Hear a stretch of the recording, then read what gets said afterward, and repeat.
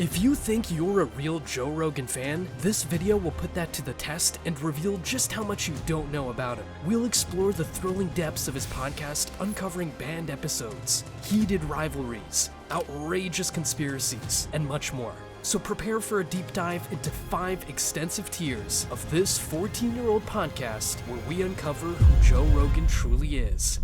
Tier 1. First off, let's get some of the basics out of the way. Joe's a UFC commentator. His unforgettable smoke session with Elon Musk, the viral Alex Jones memes, and his groundbreaking Spotify deal. But you are not here for that basic stuff. So let's move quickly on to the next tier. Tier 2. This will be the first test of your knowledge as a fan of the Joe Rogan Podcast. If you know these stories, then you follow Joe Rogan and the podcast fairly regularly and stay up to date with the main stories around the show. UFC heckler. In 2008, as Joe was beginning working for the UFC, he destroyed a heckler in an iconic moment. Hey, this is SpaghettiOs stains, man. You got money. SpaghettiOs stains? On your jeans, man. You got money, I know. Someone's looking at my dick very closely. Very closely. I don't see no SpaghettiOs stains. Oh, right there. Oh, interesting. Look, that guy just freaked out. His skate arm, knowing you're behind him. He fucking threw his beer up in the air like it was a Jiffy Pop bag. You little fucking homo. You found my one spot. Why don't you come lick my tartar sauce up, bitch? Pool interview.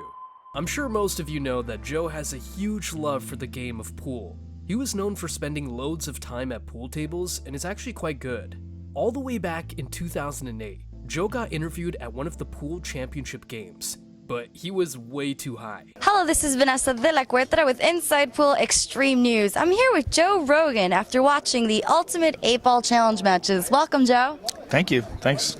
Now, you're quite the pool connoisseur. You have a table at home, you've been playing, and you actually got to commentate on part of this. What was that like? Yeah, they stuck me in the booth. It was great. It was fun to hang out with Mike Siegel and pick his brain a little bit, and John Schmidt. It was fun. Credit to Joe. Despite staring and smiling, he held it together well. He just smiled loads and was polite through the whole interview. Wolf impressions. When I heard this, I thought it was fake. So while these people are blindfolded, I'm going... Did they record it? Oh, yeah. Why? They should play that. Yeah. That's huge. Can you get it? I got people freaking out, man. Can you get that footage? Because I can sound like a fucking dog. Like a Will you wolf, get that footage? a wolf breathing. Would you get that footage? Come from the chest. That's like amazing. Joe really has a hidden talent. Bigfoot. This was back in 2013. Some artists claimed to have drawn this of what they had seen, and people thought she had seen Bigfoot. Joe lost his mind on Twitter seeing this. It's quite funny. Callan picks ass. Joe and Brian Callan back in 2013 filmed a hunting show together where they went out into the wild and attempted to hunt and kill elk. During their hunt, Joe sat on a cactus, and as a sign of their friendship, Callan did this for Joe. So we put the backpack down, and I plopped down right on top of a cactus. I mean, right on it. Cactus. Oh, man.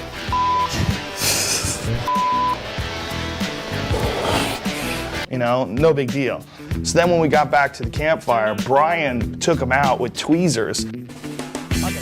So I had my pants off in front of the fire and my leg out, and I mean, he must have pulled, no BS, at least 50 of those things out of me.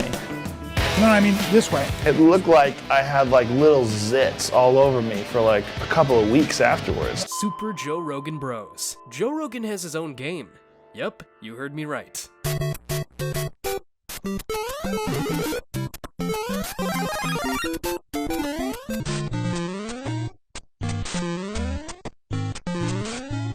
Joe Rogan questions everything. On Joe Rogan Questions Everything. All my life, I've been fascinated by bizarre subjects. Joe actually had his own show called Joe Rogan Questions Everything.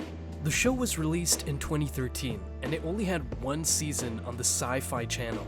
It was based around the conspiracy and strange topics Joe covered on the JRE podcast, such as investigating Bigfoot, aliens, and other stuff. However, after 6 episodes, a second season was not released.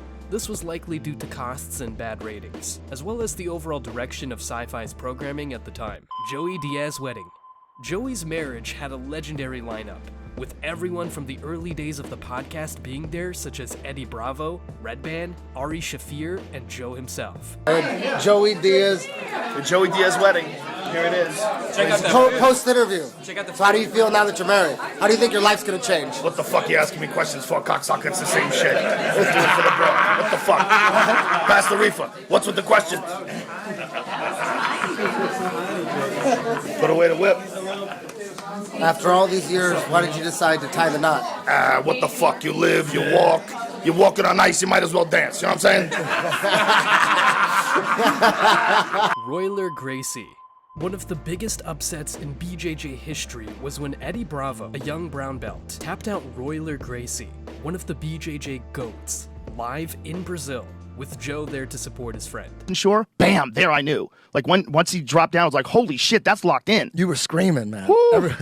Oh my God, and we were the only ones screaming because everybody else was freaking out.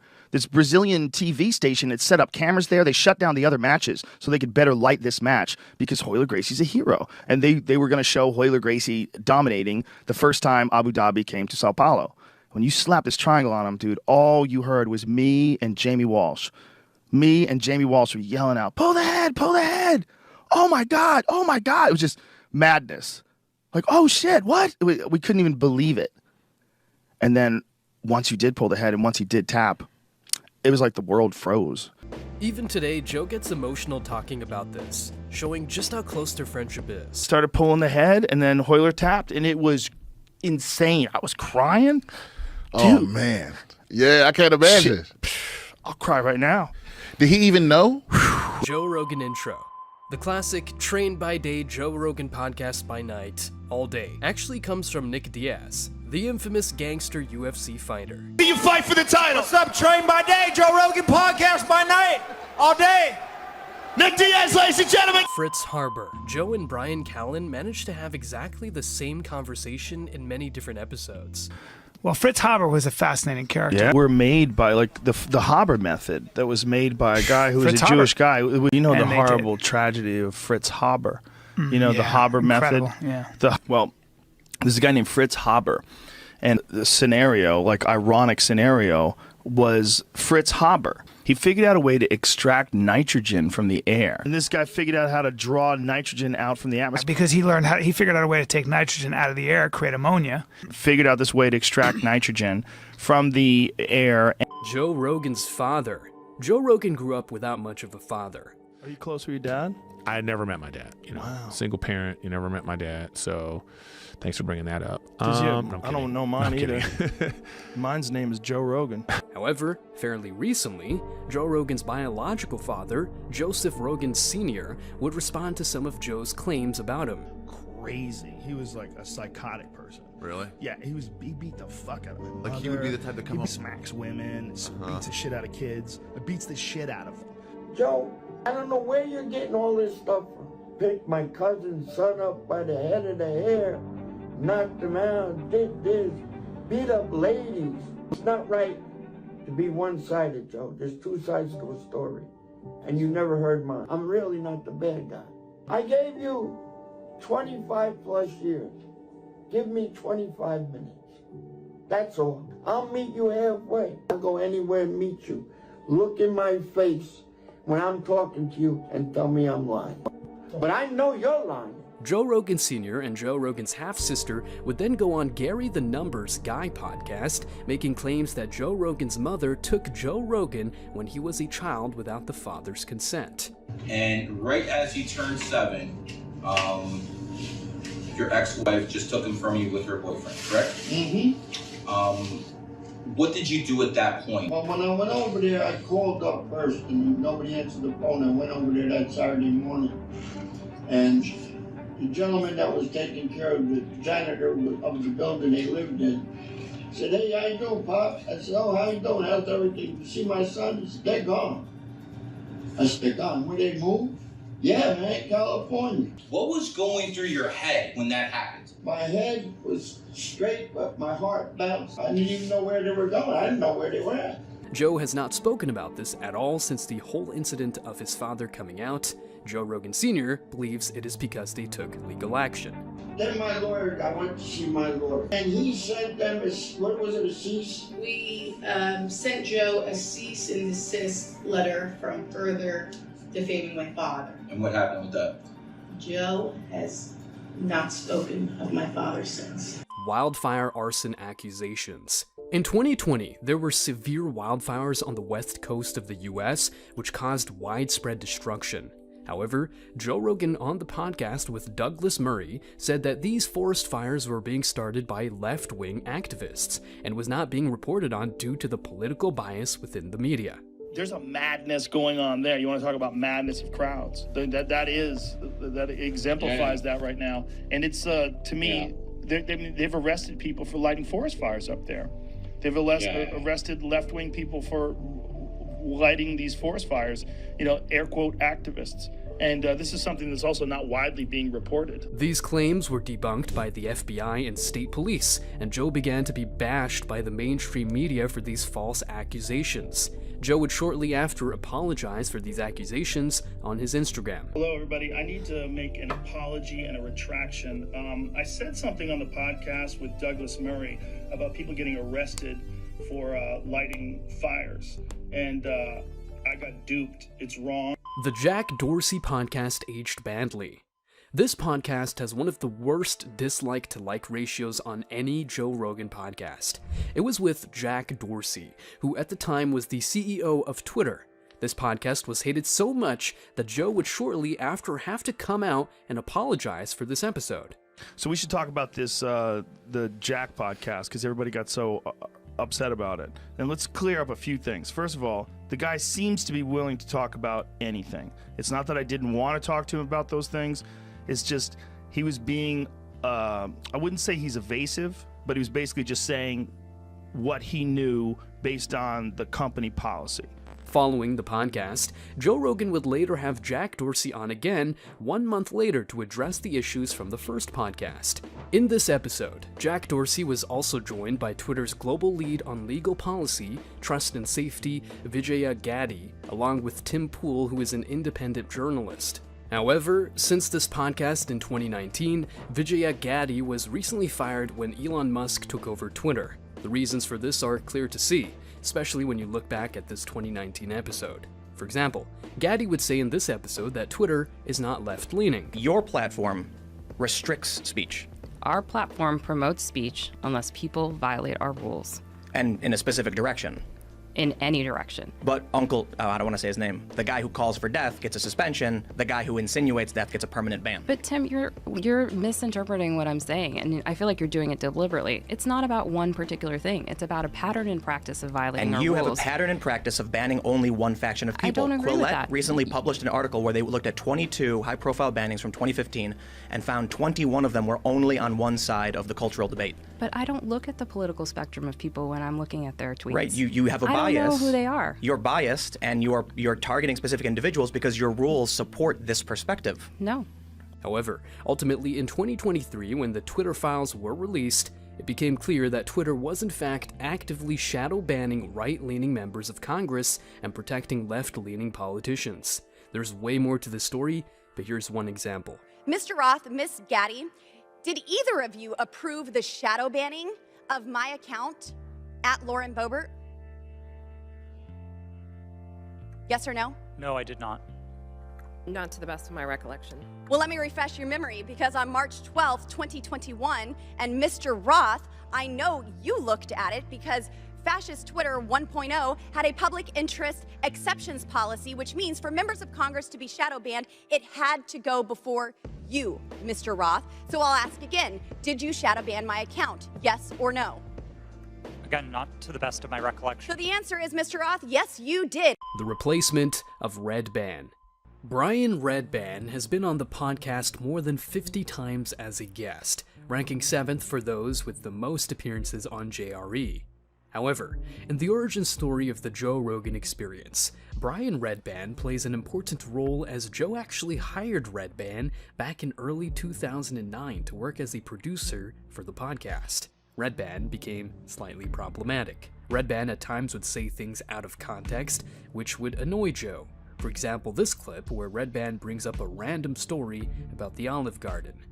Hey, by the way, I'm so mad at people hating on restaurants that are like chain restaurants. Like I went to the Olive Garden last night and had the best meal ever. Another fucking impromptu Olive Garden reference. Here's what I have. That's so random. You're talking about the two meeting, and he goes, and by the way. Good. It's all rice and raw, mushy fish. By the way, I'm thinking the same thing right now. Keep going. Right. What the fuck does this have to do with what we were talking about? So we start eating. Joe decided to slowly integrate Jamie in 2013, the show's current producer, into the role until the point where Redban was completely replaced by Jamie as producer. Joe has vitiligo.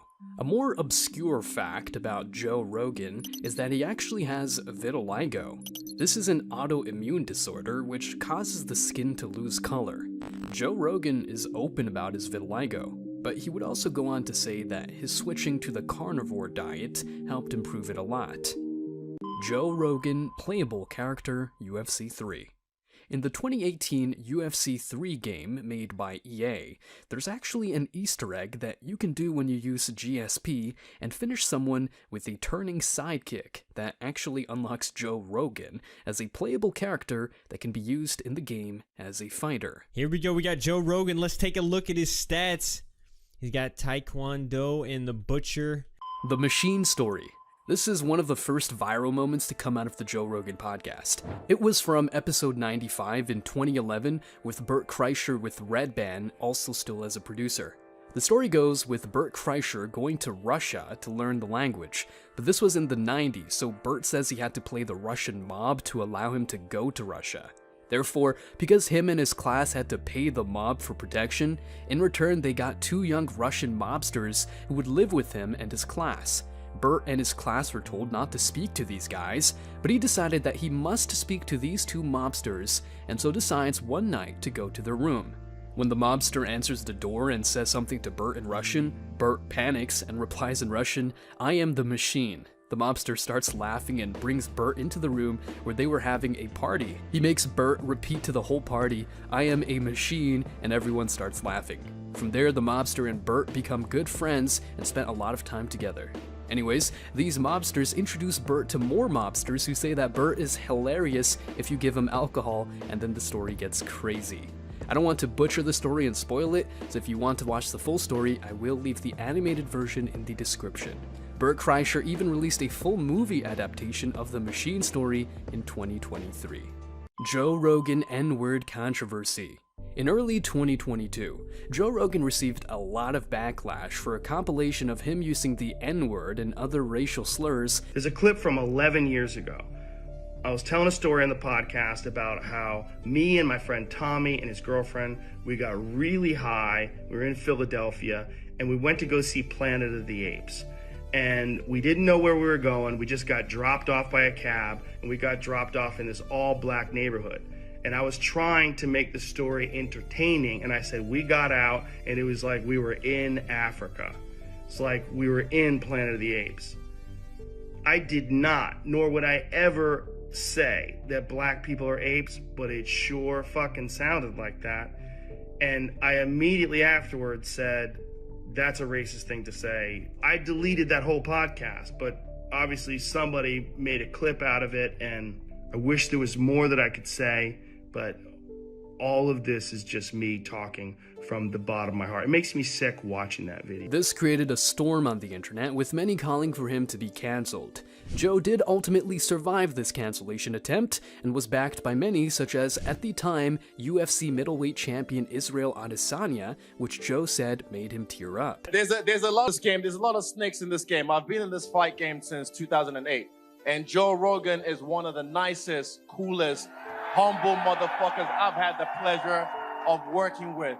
Understand that. And you know, it's just noise, man. You know what they're trying to do. You can't control the man, and he's got the biggest platform in the world right now. So that's my Joe Rogan. Fuck the noise. Joe Rogan Studios. One of the most recognizable things about the JRE podcast is his studios. The first official studio would be used in 2011. This studio was only used somewhat consistently, but it seems to have been the studio used for the Death Squad podcast instead of being a studio exclusive for the JRE podcast. Then in episode 289, released on the 26th of November 2012, we see the first appearance of the infamous brick wall, which would be Rogan's first proper official studio. Then in episode 341, in March 2013, they seem to continue to improve and design the studio with the introduction of another notorious item, the red curtain behind the guest, as well as other things such as the Jimi Hendrix and Elvis mugshots and the USA flag. Then in August 2020, with episode 1533, Joe revealed his new studio in Texas as he moved out of LA, where the original studio had been. This new studio received mixed reviews. Some like it, some do not. It has a weird effect on people. The studio did not last too long, with the new and current studio as of recording being the Austin, Texas studio 2.0. Buddy. Yeah. I mixed it up. It's Brighter. So like a little bit of the old. Yeah. A little new. Some aliens here. A little bit of alien shit. This might be annoying. My name behind me might be annoying. It looks cool, but it might not be the right spot for it. Carlos Mencia. Carlos Mencia was a comedian whom Joe Rogan confronted on stage because Joe accused Carlos Mencia of stealing his and other people's jokes. If someone steals a riff from a song, that shit's in the news constantly. Mother steal it and make it on HBO. They steal shit, they put it on television. What are you saying? Listen, I know you're saying that you're acting like the... No, you're not saying that. Yes. They're not agreeing with you. They don't even know what to do. They don't even know what to do. They don't know shit. You just talk shit. It's easy to say you steal shit. I could say you steal shit. But I don't, because I'm not a little bitch. No, let me tell you what I think. I think that every time you open your mouth, you talk about me, I think that you're secretly in love with me because you can't shut the fuck up. That's what I personally fucking think. You always open your mouth about me. You always say what the fuck you want about me. You never shut the... Joe would later reflect on this moment on the podcast. It was when he was way more popular than me. Like, especially as a comic, and the Comedy Store took his side. And I was like, all right, fuck you guys. And I took off. It wasn't really the Comedy Store either. It was this one guy who was the manager. Because Mitzi, actually, I called Mitzi and gave her the whole rundown of what was going on. I told her. And she's like, why don't you just stay away from him? And then she gave me a spot that night. And then they called me up 2 hours later to tell me that I was banned. So I said, wait a minute. I just talked to Mitzi. Like, she gave me a spot. She told me when to go up. So if she's not running the store, like, who's deciding I'm banned? You are? Like, what are you doing? Like, do you guys understand what this is? I mean, this is like you're having a little battle for, like, whether or not you're going to let people profit off of crime. Like, this is really what's happening. You have thought crime. Ivermectin. During the peak of C19, Joe Rogan contracted the virus and posted this infamous video. Turns out I got COVID. So we immediately threw the kitchen sink at it. All kinds of meds. Monoclonal antibodies, ivermectin, Z-Pack, prednisone, everything. Now, CNN went on to say that ivermectin is a drug used to deworm horses. This created a huge scandal, with many of the massive news outlets jumping on the story, saying that Joe was promoting the use of horse dewormer to beat C19. One of those drugs he mentioned, ivermectin, is something more often used to deworm horses. CDC says there's no evidence it works on COVID. Its increased usage has only led to a substantial increase in overdoses after a push by some on the far right, citing vaccine misinformation. Joe would quickly address these claims on the podcast, saying that CNN was completely making it up that he was taking horse dewormer. Well. If it isn't old horseworm Rogan. I'm glad you're well, man. Bro, do I have to sue CNN? I don't know, do you? They're making shit up. They keep saying I'm taking horse dewormer. I literally got it from a doctor. It's an American company. Mm-hmm. They won the Nobel Prize in 2015 for use on human beings. Yeah. And CNN is saying I'm taking horse dewormer. Yeah, what? So they must know that that's a lie. There's a lot of people saying it. Right, but a lot of people can say it. Okay. Like the internet says it. Who cares? Sure, but CNN is saying it. Joe Rogan would then have on the podcast Sanjay Gupta, the chief medical correspondent at CNN, and confront him on these lies that CNN made. By the way, I'm glad you're better. I'm glad it only lasted a day. You're probably the only one at CNN that's glad. No. We're not. The rest of them are all lying about me taking horse medication. We should talk about that. That bothered you. It should bother you, too. They're lying at your network about people taking human drugs versus drugs for veterinary. Calling it a horse dewormer is not a flattering thing. I get that. It's a lie. It's a lie on a news network, and it's a lie that's it's not a mistake. Yeah. They're unfavorably framing it as veterinary medicine. CNN even put a yellow filter over Joe in order to make him look more sick when he got C19. Turns out I got COVID. Look, they put a So yellow we filter on me immediately threw too. the kitchen sink at her. All kinds did. of meds. Monoclonal, You see the original video versus that? I look like shit ivermectin. there. Tier 3. Now we have arrived at Tier 3, the halfway point down the iceberg. This is where the information begins to become more obscure and darker. Challenged by troll. Back in 2006, a troll on MySpace challenged Joe to a grappling match. I was strangling the fuck out of him. He just couldn't keep going. It was death. There was a whole lot of death in store for him. I would have tapped him at least 20 times. Yeah, I attacked that motherfucker. Joe, of course, at the time was already experienced at BJJ, and the challenger had barely any experience by comparison. This meant Joe tapped him out lots of times. This guy challenged Joe Rogan on MySpace. That's what happens when you challenge Joe Rogan. But respect to the MySpace troll for actually showing up. Roganism versus feminist. Joe met a feminist in early 2007, and here's how things went down. We have similar subjects. You know, the way that you talk about women, I talk about men. But in a serious way. It's great. Serious way? Yeah, I do a lot. I'm so serious about it that I make it funny. You got to. I'm laughing. Honey, you wouldn't get any material. You wouldn't get any material out of me like you were getting out of them. So I said, look, enough with these clownish impersonations of women with no brains but lots of beauty.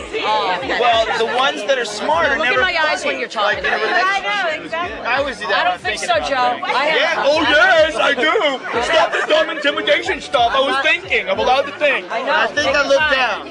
Don't go attacking me. I see where you're going with this. I see exactly where you're going with this. I don't think so, Joe. Don't start that shit with me. I'm a fucking little kid. No, you don't talk to people like that. That's dumb. That's not gonna put my work. cigarette out up his nose, but that's okay. Gotta do it. I know. So don't threaten it. That's dumb. No, you say no. I'm not on stage. I'm talking. You saying you're gonna burn me with your cigarette? You're not burning anybody. That's dopey talk. That's dopey dumb talk. You're not burning people. What are you, fucking tough? You're gonna burn people? You're an out of shape older woman. You're not burning anybody. You're out of shape younger woman. I'm in very good shape. I bet you are. Just keep working Yeah, on it. don't touch me. No, Don't touch me. I know that. No, fuck, this is dopey shit. I'm gonna burn you, and then you touch my face. No, I said I'm not gonna burn. This is dopey talk. It might work on other people who are impressed by you. No, not insecurity. I don't think you're cool. I was nothing but cool to you until you started trying to tell me what to do. Why? Because you're insecure and you're used to people paying attention to you. Immediately you come over to me, you have to tell me about your act. Joey Diaz versus Alex Jones. Back in 2010, Joe went on Alex Jones's podcast and he brought with him Joey Diaz. This was the first time Alex and Joey met, and it created this iconic interview where Joey Diaz out-Alex Jones, the man himself. Fox News. 10 years ago, they wouldn't admit that. What's changed where they go on Fox News? They don't give a fuck no more, because nobody said nothing. They don't give a fuck. Why would they? Why would they give a fuck? You know what's really going on in this war right now? Half of these kids are coming back. This is the worst. It doesn't matter if they're addicted. Cussing is what's bad. No. They're coming back hooked on heroin or hooked on gambling. Did you see that report? Yeah, but gambling. But that's not bad. Only cussing is. At the fucking machine. They got Injecting children with syphilis is not bad. Cussing is bad. Would you fucking stop at the cussing cocksucker? I'm a Christian. You understand me? Listen to me, man. I flew after Joe the other day.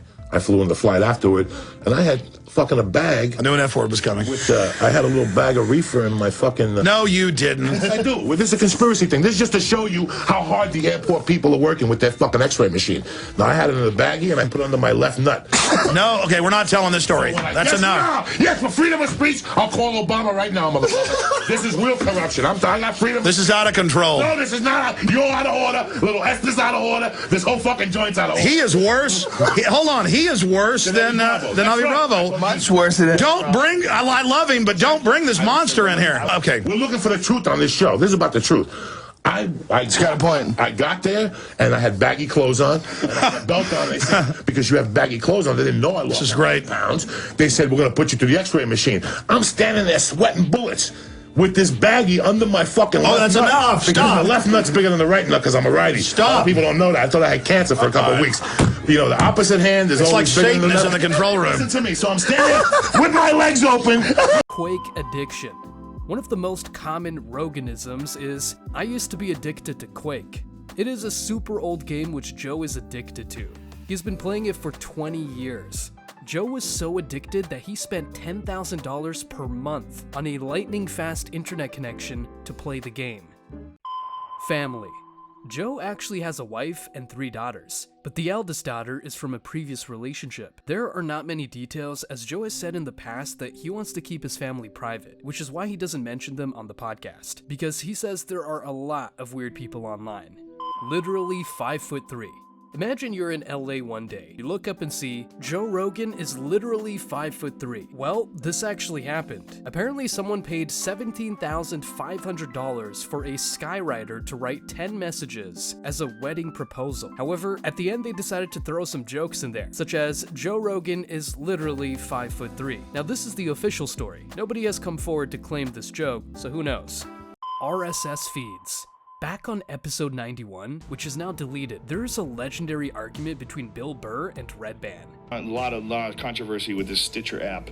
Yeah, they just sort of... Apparently people are getting... I love Stitcher, and I back it up 100%. I think it's fucking awesome being able to go in your car and just be able to choose podcasts and listen to them automatically, you know, streaming Well, this is the problem I had. They just took mine, never told me, and then were selling advertising, and they were making fucking money. Whoa. Which is, that's not fucking cool. You don't think there's a problem with that, Brian? That you're providing free content and they're selling advertisement on it? No, I have no problem with it. How come? Because they're offering the service. They're offering, if my listeners want to drive around and be able to stream my show, I'm not offering that on my website. So let them do it. And I offer it on my website. How do you drive around? So you have to stream it through the You internet? can stream it. You can stream it off your mobile phone. No, you go to like iTunes and look at. This is the thing about. That's what I'm saying though. You can't do that. If you're driving in your car right now and you're like, I want to listen to Joe Rogan's podcast from 4 weeks ago. You're streaming something that I created. You got to kick me money for that. You can't just take. They're not just streaming. That'd be like if I started a radio station and I started playing music. Let me finish. And I didn't pay anybody. I didn't play any of the musicians. But they're not putting advertising in the show. Yeah, they are. This back and forth between Burr and Redban continues for a few more minutes while continuing to escalate. So I'm going to comedy right now. I'm typing in comedy. Now I'm going to comedians. Here's comedians right up here. Now there's a little banner that pops up at the very bottom. But that little banner makes money. Death Squad, I'm at the very top. That little banner makes money. I know, but Facebook makes money off of you, but you're on Facebook. Are you going to sue Facebook and pull off your stuff off Facebook? That makes shitloads of money. Yeah, but wait a minute. If he had a blog and they copied his blog entries and put it on Facebook and then started selling advertising. I chose. Well, you chose to be on Stitcher, right? No, I didn't. Yeah, they asked you. No, he didn't. They didn't ask you? That's the whole point of what he's saying, Brian, is that they copied his shit. I chose to be on Facebook, and I choose what I put to go to put up. I did not choose to be on Stitcher. Stitcher took my shit and put... See, no advertisement before it. This is me talking.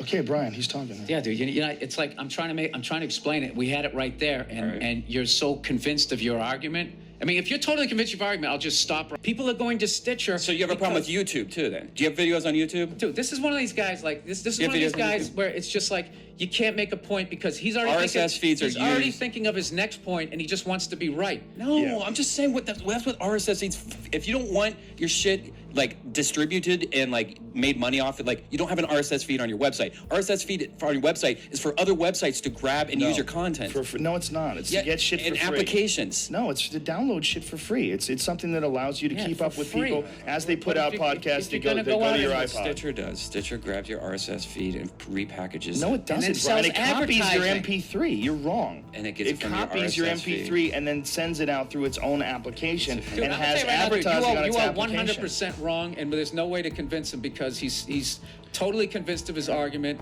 Yeah. Totally convinced of it. Well, Brian, the point is... Dude, we're not saying you're a bad person. Look at you looking down at the lap, you're sulking. You cannot... Listen. Then finally, after 20 minutes of arguing, it culminated in this.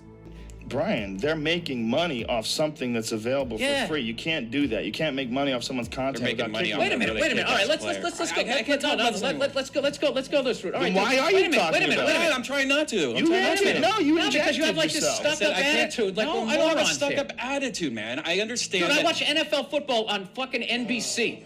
I watch NFL football. I'm not allowed to record that and then go send the fucking game out to other people and make money off of it. They give it out for free. Brian, stop repeating yourself. No, it's like the fucking That's why I'm trying to fucking stop talking Brian, about it. What you say has already been refuted by both of us. We both know exactly what an RSS feed is. Yes, and it sells. It sells. So their services is and it people collects see that because they want to podcasts. listen to Joe Rogan. Brian, stop repeating yourself. All right, then stop Brian. asking me questions. I can't fucking talk anymore about something because you guys don't understand what I'm saying. You are yelling like a little child. No, we understand. You guys are both attacking me and saying we just I'm disagree with you, and we're using logic, and you're getting angry about it. What makes this clip even more legendary is that in a later episode, Brian Redband goes on the computer to bring up Bill Burr's Twitter. And fuck, even the way he high-fived was hilarious. Mine was somehow, I went up to I went up to Godfrey and said some really white shit to him as Greer Barnes was standing there delivering a package. Like, dude, hey, I took a recommendation. Something like Gosford's Park was hilarious. Some really stupid white movie. As you can see, Redband finds out he has been blocked, which Joe and Burr are oblivious to. And the argument they had in the removed episode 91 likely is one of the reasons behind the block. UFC Kiss. I'm going to assume that if you made it this far in the video, you know both Ari Shaffir and Duncan Trussell. Well, here's a hilarious clip of them at the UFC.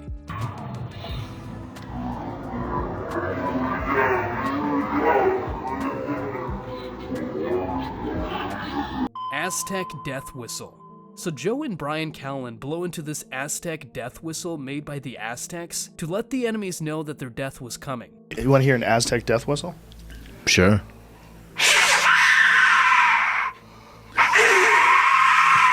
Oh my God. That's not very good. Dude, that sounds like you're blowing it. That sounds like Ed Calderon evil does so much sweat. better You ever than seen this? What just... How does he do it? Yeah.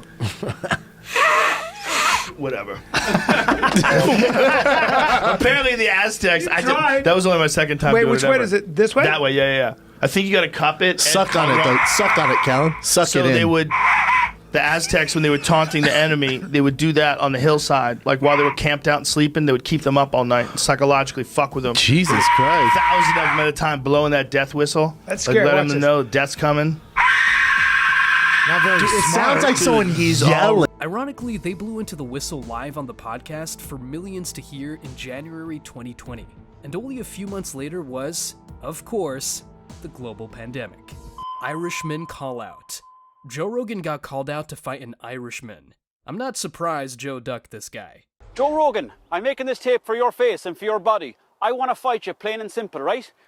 Come to Ireland. Please come. I beg of you that, okay? If you come over here, I'll pay for your flights. If you win the fight, you can stay in the house. But I tell you one thing, Joe, I'll fucking knock you straight out, right? Look at that, Joe. Look at that. Not a bit of bother, Joe. No pain, Joe. Come on, Joe. Come on, Joe. I'll give you 7 punches against me, Joe. 1, 2, 3, 4, 5, 6, 7, Joe. Knock you clean out across the fucking river. Huh? I hope you can swim, Joe. You fucking... Alpha Brain. It is a product that Joe sells supposedly that improves memory, focus, and cognitive function. However, there are a lot of articles saying that it is a scam, including a report from a Yale neurologist saying it does not work, and a class action lawsuit by a compensation company also saying that it is a scam. I love my country, I love my guns.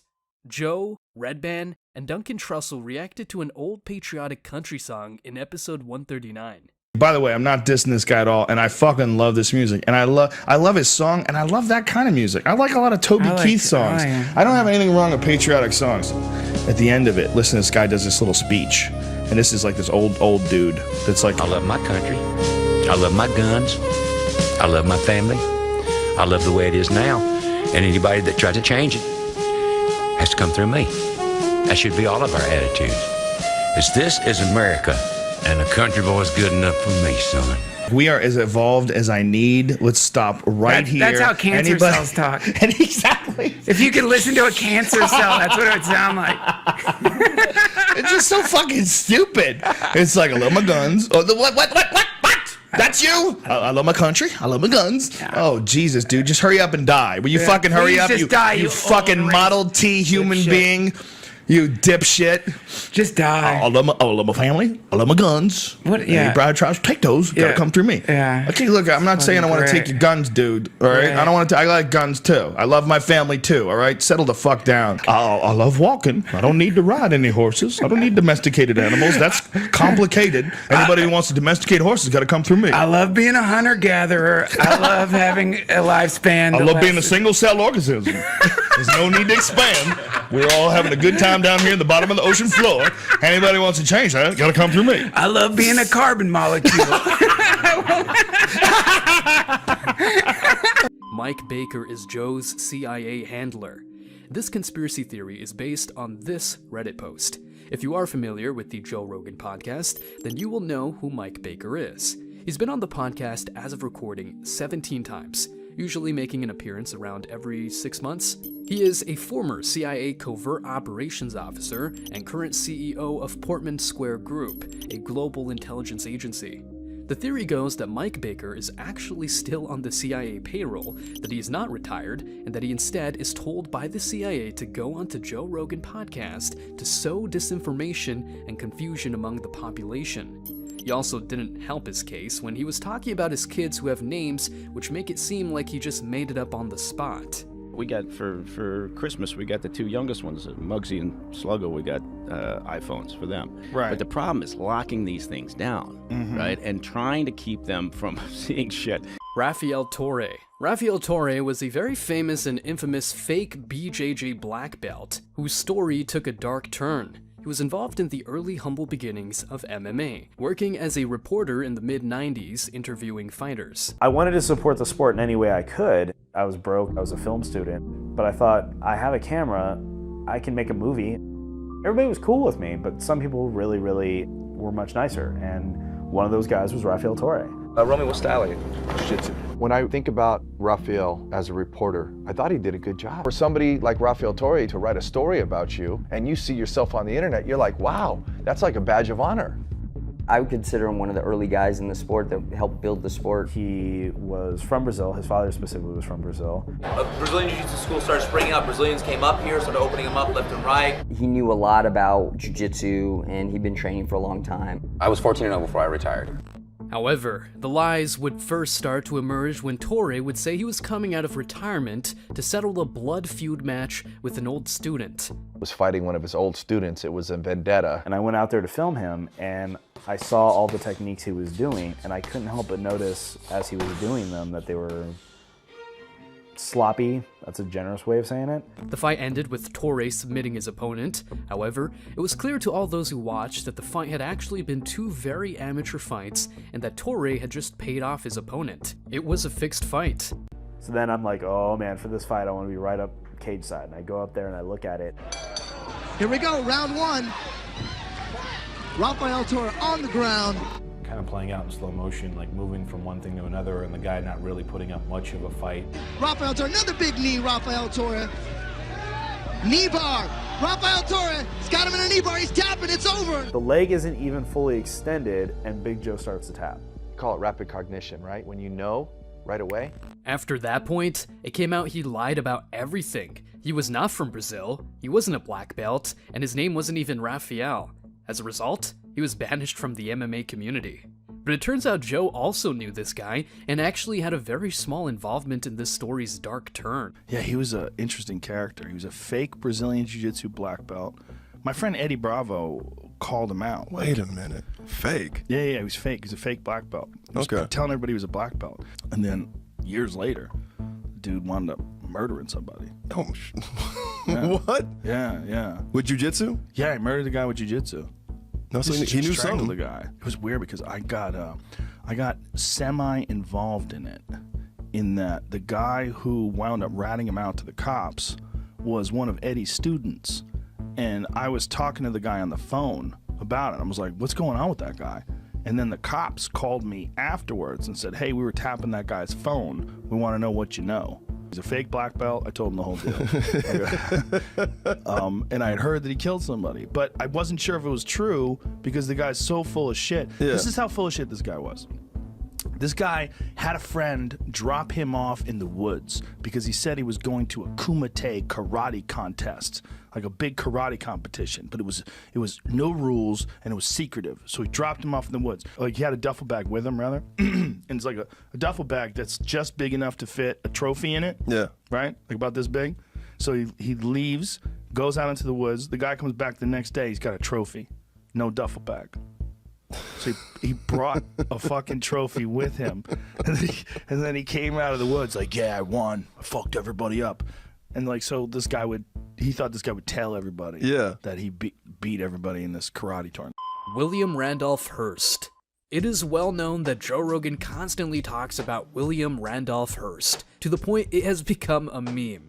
Oh, it all happened because of William Randolph Hearst. Yeah. You know the whole story behind it, No. right? You don't? Oh, goddamn, I've told it 1,000 times. And William Randolph Hearst. William Randolph Hearst? I think it was William Randolph Hearst. Yeah, it's a Hearst publication, man. William Randolph Hearst. William Randolph Hearst, who ran the fucking newspapers. William Randolph Hearst had boars up there. Well, it was a guy named William Randolph Hearst. Whether it's William Randolph Hearst, whether it's fucking William Randolph Hearst. William Randolph Hearst is the guy running the newspapers. He's got all these stories he's printing about Mexicans and black people raping white people. With that being said, if you don't know who William Randolph Hearst is, he built the nation's largest newspaper chain and media company, Hearst Communications, and his methods significantly influenced the industry. Joe Rogan censorship. Joe Rogan is seen as a champion of freedom of speech, often expressing his views that he is pro-freedom of speech and against most censorship. This is highlighted by Joe's willingness to have guests from all different backgrounds and political views, such as some extremely controversial guests like Alex Jones or Milo Yiannopoulos, to name a few. Despite this, since moving to Spotify for a reported $200 million, there have been a lot of rumors that Spotify are censoring Joe Rogan, such as they get the final say on his guests or tell him what topics he is not allowed to discuss. Some evidence for this is that there are actually 62 episodes that have not been moved over to the Spotify library and essentially removed from the internet since Joe Rogan's deal with Spotify.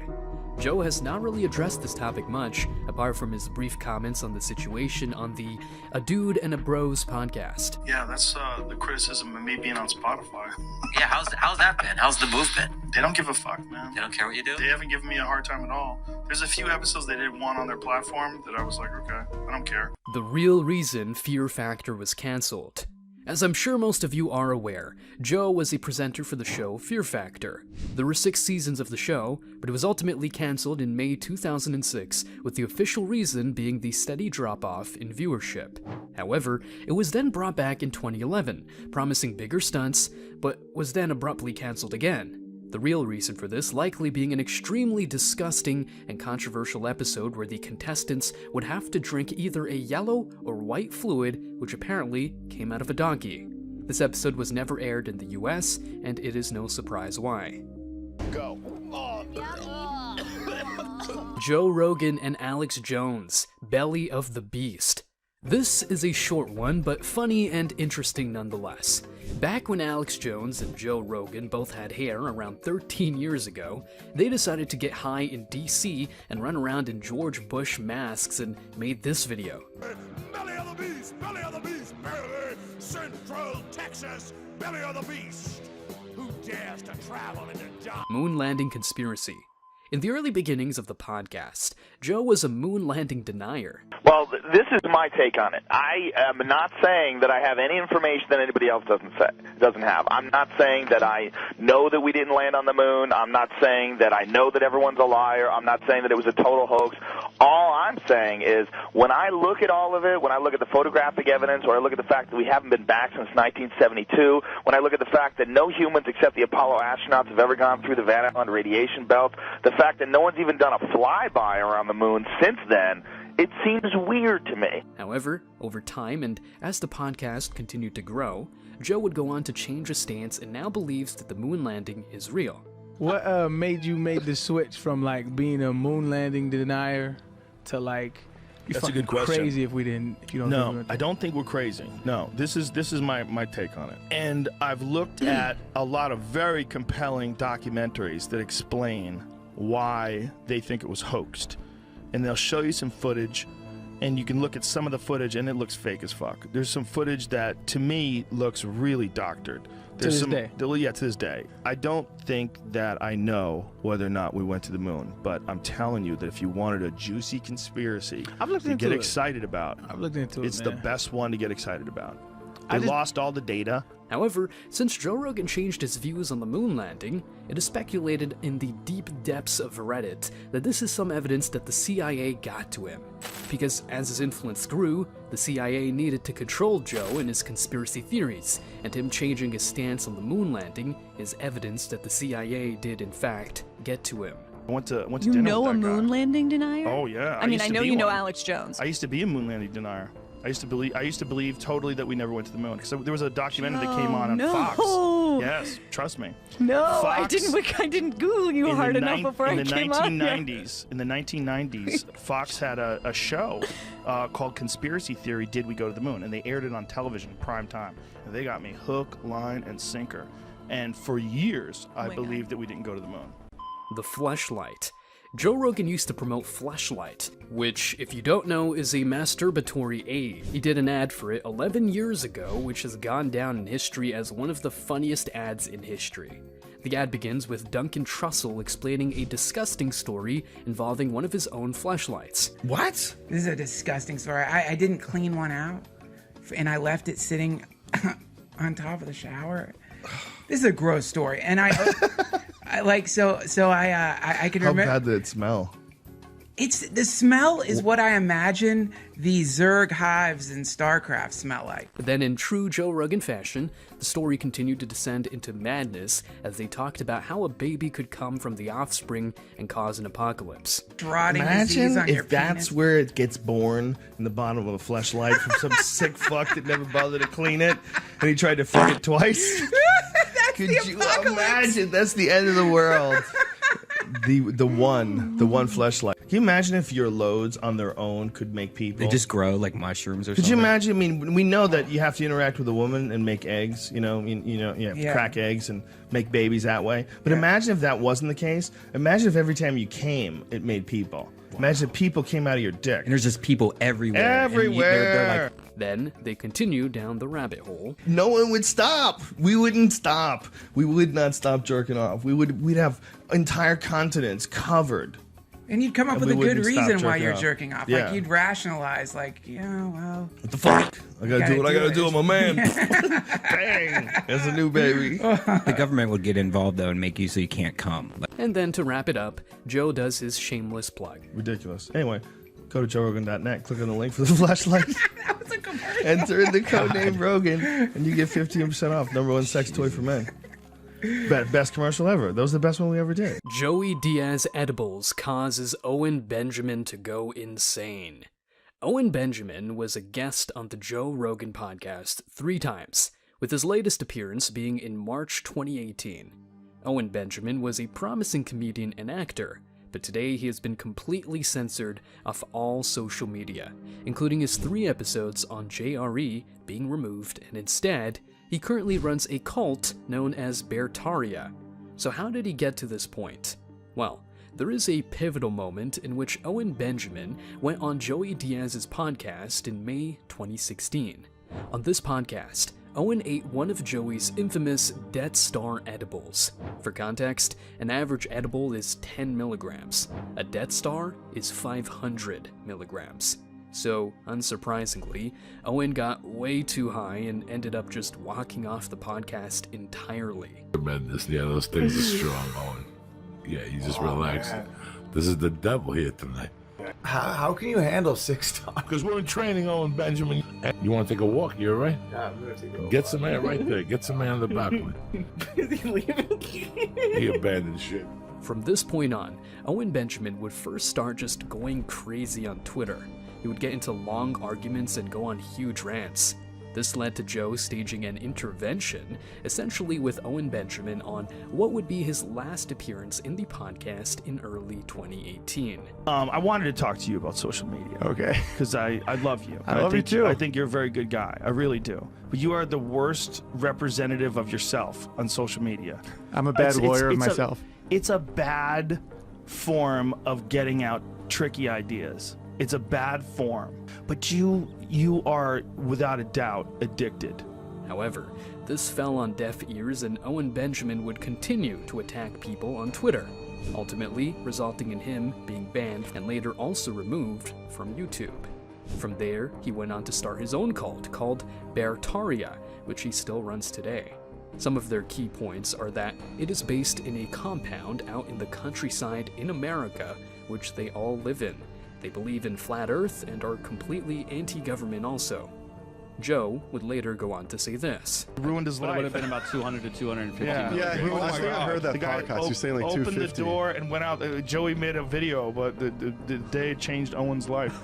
Like, literally, head up. Like, he went outside and he vanished. He's gone. It's just, That's cannabis psychosis. Yeah, well, I think there's a real argument to be made, particularly with him. Again, Joe would bring this up, this time which Owen Benjamin reacted to. Okay, this is how Joe Rogan allegedly views my life. Wow, this is scary. Like, you can get so paranoid and so freaked out from THC that if you had a mind that was already in trouble, that's how I would perceive it. And I know of people, I know of one guy very clearly, there was a moment where it changed his life. Yep. It changed his life. He got a high dose edibles, and he's never been the same person. Never. And since then, he's gone further and further downhill, like flat Earth, everything, like everything, all the above. He's, and you know, I haven't spoken to him in years, but he's out of mind now, like legitimately. And I don't know how much of it would have happened anyway. Right. But I do know that a large amount of it happened because of that one day. Yes. Let's do some fact checking, Joe the Toe. First off, I did his show 2 times after Joey Diaz allegedly dosed me with high volumes of THC. He's calling me paranoid, allegedly, but yet he won't say my name. Everyone knows who he's talking about. Haven't spoken to him in years. High dose, went crazy. This is the narrative they tried to spin around me. War Machine Removed episode. This is a dark story regarding the removal of one of the earlier episodes from the JRE library. War Machine, who is also known as Jonathan Paul Copenhaver, was a former professional MMA fighter who was on episode 454 back in February 2014. This episode was removed because War Machine was sentenced to life in prison after being charged with 29 different felonies in 2017. I won't get into the crimes he was charged with in order to not risk demonetization, but let's just say it is dark. The JRE forums. In the early days of the podcast, around the 2010s, Joe Rogan had the mythical JRE forums on his official website, which ran similar to how the Joe Rogan subreddit does today. However, this was much earlier and seems to be a bit like the Wild West, with there being very limited moderation of the forums to begin. It seems like there were interesting discussions taking place there, but you could also get some crazy stuff on there, such as P-Hub links and piracy links. On Reddit, I saw someone say that there was a legendary photo of Joe Rogan actually posting in the forum asking for a piracy link for some kickboxing stream. Ultimately, Joe Rogan would completely remove his forum. Joe would also even say how Russian bots would invade the discussion board forum to try and push agendas onto the podcast and spread hate. We knew something was going on years ago. I used to have a message board, and on my message board on my website, it became problematic for legal reasons. People were putting a bunch of illegal there, and I was kind of responsible for it. And then a few issues came up where I was like, oh, Jesus. I'm gonna get in real trouble. We had an influx, and by an influx, I mean thousands and thousands of Russian emails signing up for my message board. I mean thousands, with really similar email addresses. Right. And they would post and pretend they're Cleveland, or post and be mad that we don't have enough Nazis on, or whatever it be, right? It would just be the same thing that the IRA was doing, the Internet Research Agency was doing with Facebook and Google and Twitter. We were seeing this like 4 or 5 years ago. Tier 4. Welcome to Tier 4. Now things begin to get conspiracy-oriented, more disturbing, and even more unknown. This will act as a taster for the next and final tier at the dark depths of the bottom of the iceberg. Drinks piss. Joe Rogan drinks his own piss. In fact, he has done it a couple times. Apparently he says it's good for you. Viewer discretion is advised. 2 cups because he's going to drink his urine too. Sounds crazy. I don't know. I've done it a couple of times. I'm drinking my own urine like 3 or 4 times. Whoa. Wait a second, dude. It doesn't even taste bad. What are you talking about, man? I'm talking about peeing in a cup and throwing it down your throat. Am I not making sense here? I just wanted to see what it was like, because I've read so many different people online say that it's like a form of medicine. It's very healthy. I mean, every morning he wakes up and he drinks his first urine of the day. Joe's saying that don't videotape my penis, especially when it's soft. Joe's saying drinking your own waste is a healthy morning beverage. Don't be videotaping my penis. How much do we need here? Just a little. I mean, you're not trying to prove anything. That much? I can't see. Yeah, that's plenty. That's like a shot. That's too much, is what you're saying. No, that's good. Brian. Another supper time. Let's do it. Let's get the party started. Salute. Click, I love how it click smells cups. like pee. No, that's because we peed in here. Is it cool if I'm that big a puss where I want to see you drink yours first?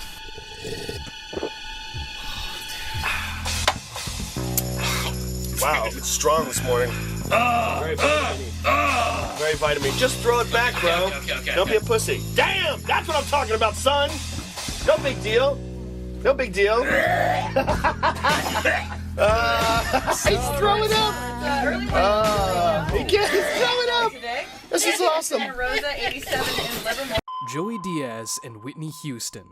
I'm sure you all know that Joey Diaz used to be a coke dealer, but listen to this crazy story of one of his clients. And he goes, listen, one of the interns over there, he blew up. He ended up being Whitney Houston's manager. And, and the tour manager, and he's looking for powder. So every day they would come over and I would sell Bobby Brown and Whitney Houston. They would come over like $1,100, which was per diem money. I was taking Whitney's per diem money, right? Every day they come over with a little white envelope and give me the per diem money. And I'd go up to the Martel cartel and I'd buy 14 grams of blow, take an 8-ball out and cut it and then give it to Whitney Houston. And they were fucking going crazy. This went on for 30, 40 days.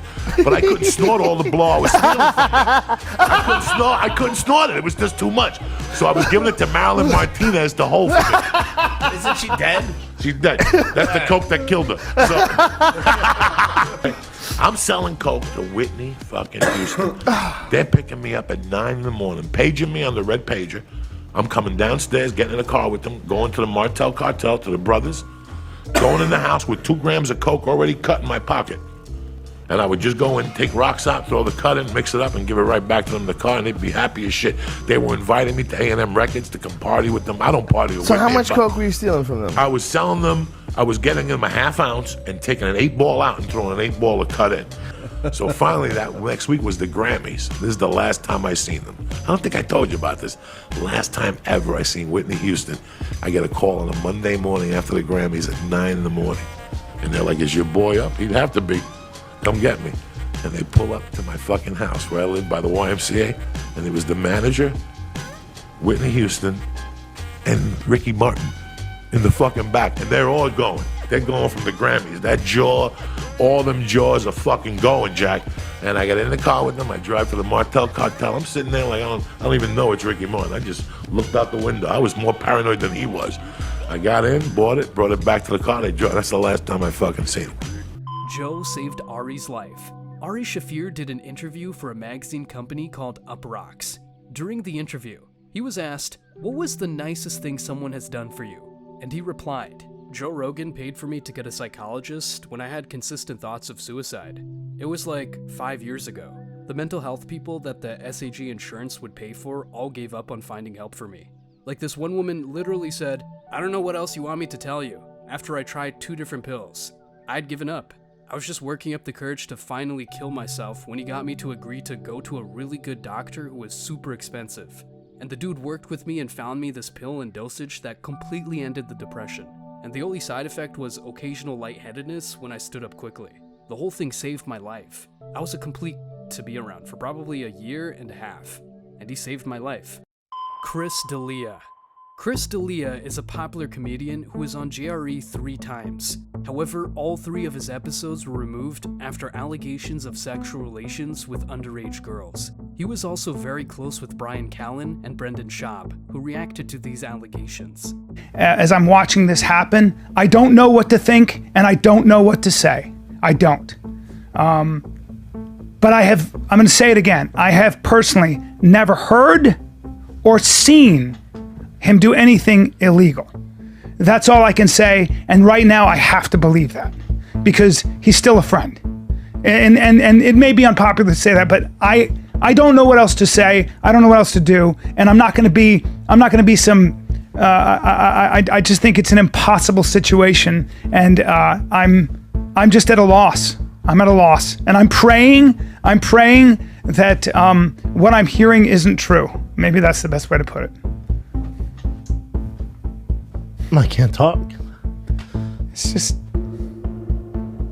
it's like, it's a weird thing because I said to Brendan, I said, it's like, it's like watching someone die or something. And also, it's what's important to say, we haven't spoken to Chris. No. And we've never been on the road with him. I was on the road with him about 14 years ago once. When he was, just beginning, but I've never been on the road with him. So I don't know what to think, and I don't know. And that's what's so frustrating. I'm just sad. Yeah. I'm sad. So anyway. Yeah. These are all allegations, but when Chris found out you can screenshot on Snapchat, his reaction was priceless. But hold on a second. How did it come out? Like, how did they... The boy's mother ended up finding it. Finding it? What do you mean? Snapchat goes away, right? How they... He probably saved it. You can screen record, take screenshots. Chris has since made a comeback and is still a regular on Joe's podcasts, but his old appearances are still deleted. Cheating on wife. So Joe has been married for a long time, but Schaub claims he's been cheating. Listen, I know some bald fucking dudes who are slanging dick out there. Look at Dana White, Rogan. That's it. It's tough, man. No, there's also, definitely get a wig. Michael Jordan. Most black guys. Hold up. Black dudes don't count.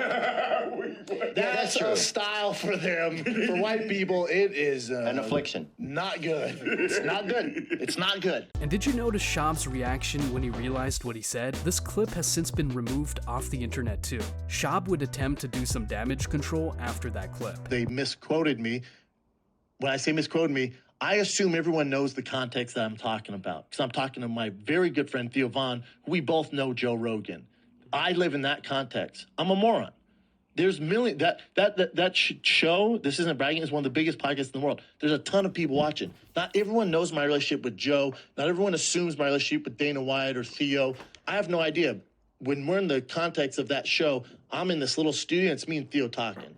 I got to do better. I've been doing podcasts way too long to let something like this affect. So this gentleman who's losing his hair goes, hey, man, I'm losing my hair. I'm not going to get chicks anymore. Something to that. I forget his exact comment. Shout out to that guy.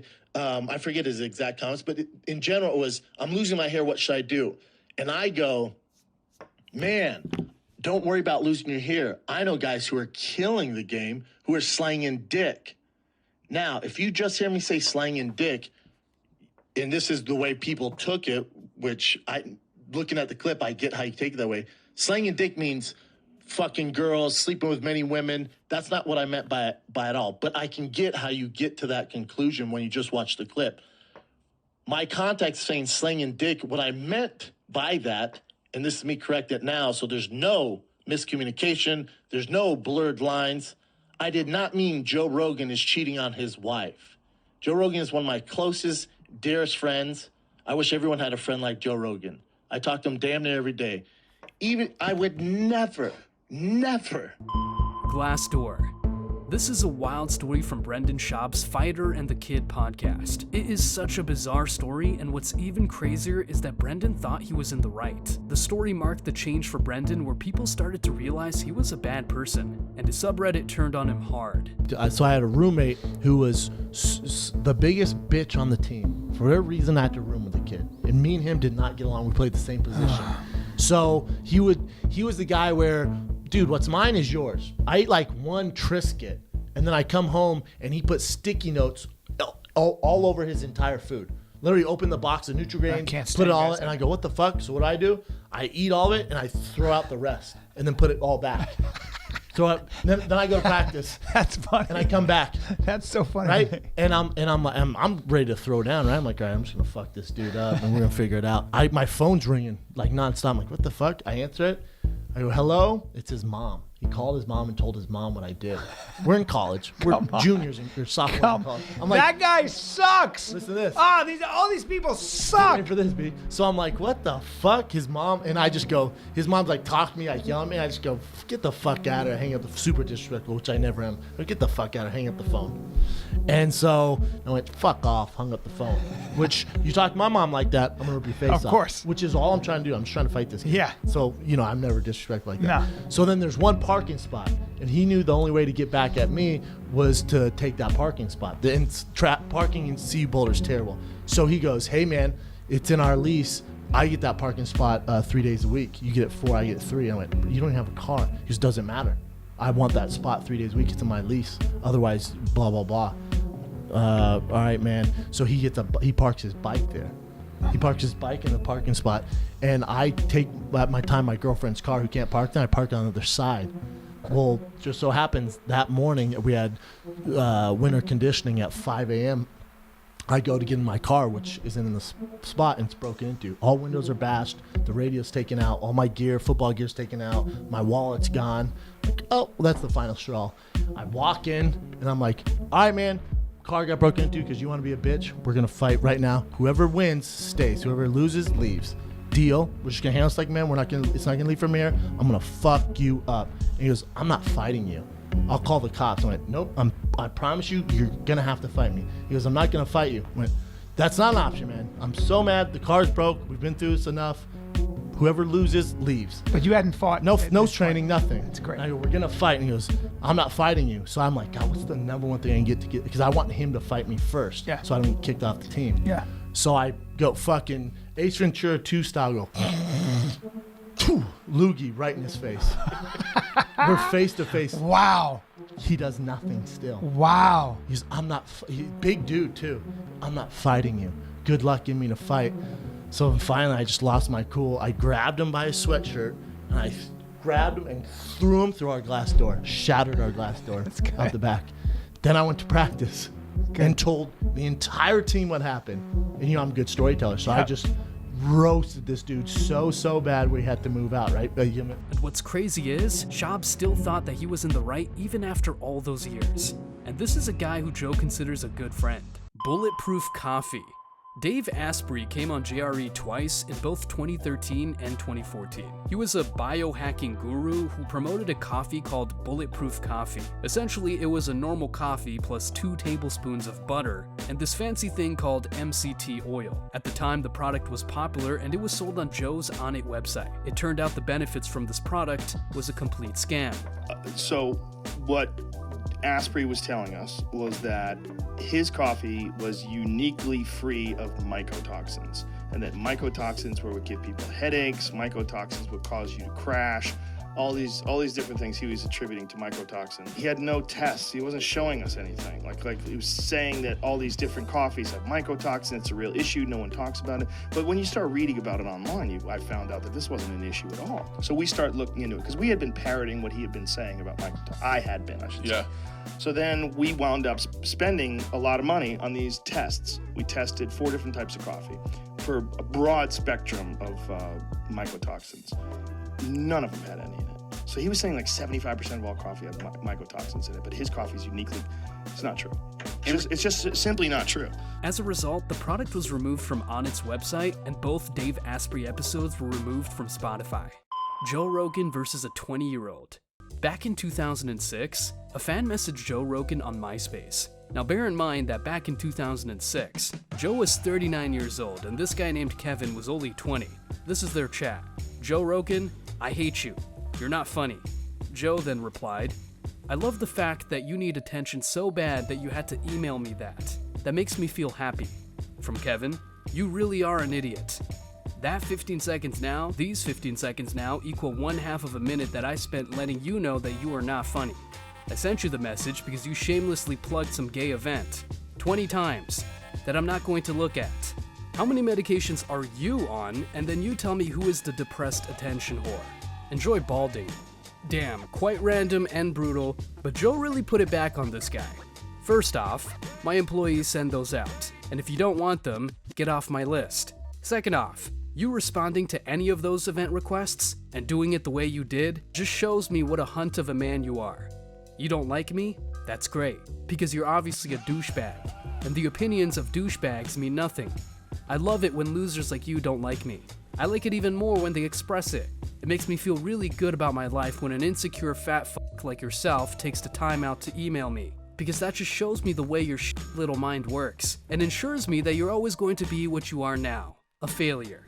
There's always got to be people like you around, because they make people like me stand out. This guy really got triggered. They went back and forth even more, sending 7 more messages each. Joe would say stuff like, Google search me, you effing failure. And when talking about a show Joe was on, he said, I did, however, make a fuckload of money from it and had the time of my life. You're an ugly, fat-faced zero, and I'm a famous multimillionaire. Those are the facts there, dear sweet Kevin.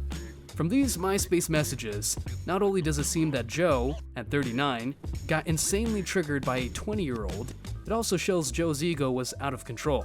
Joe was the last person to reply, ending it on this. I enjoy lashing out at people? Are you projecting, fatso? You started this whole thing, and now you're backed into a corner. I enjoy responding to assholes, and that's why we're having this conversation. You think I suck at all the things I do? That's fine with me, because as I've said before, the opinions of a effing loser like you with no success to speak of means nothing. I'm the laughingstock of Hollywood amongst my peers. And you know this how? Because in your little shitbag town of Athens, Ohio, all my peers come over to your stinky little apartment and tell you how much they laugh at me? You got nothing, fat boy. Nothing to say and nowhere to go. The only reason I'm still going with this at this point is because I think this is going to make an interesting blog entry. Tower 7. We've all heard of the unfortunate events of September 11th, but only a select few know the true story, such as Eddie Bravo. He can be seen discussing his thoughts on the Joe Rogan Podcast back in 2011.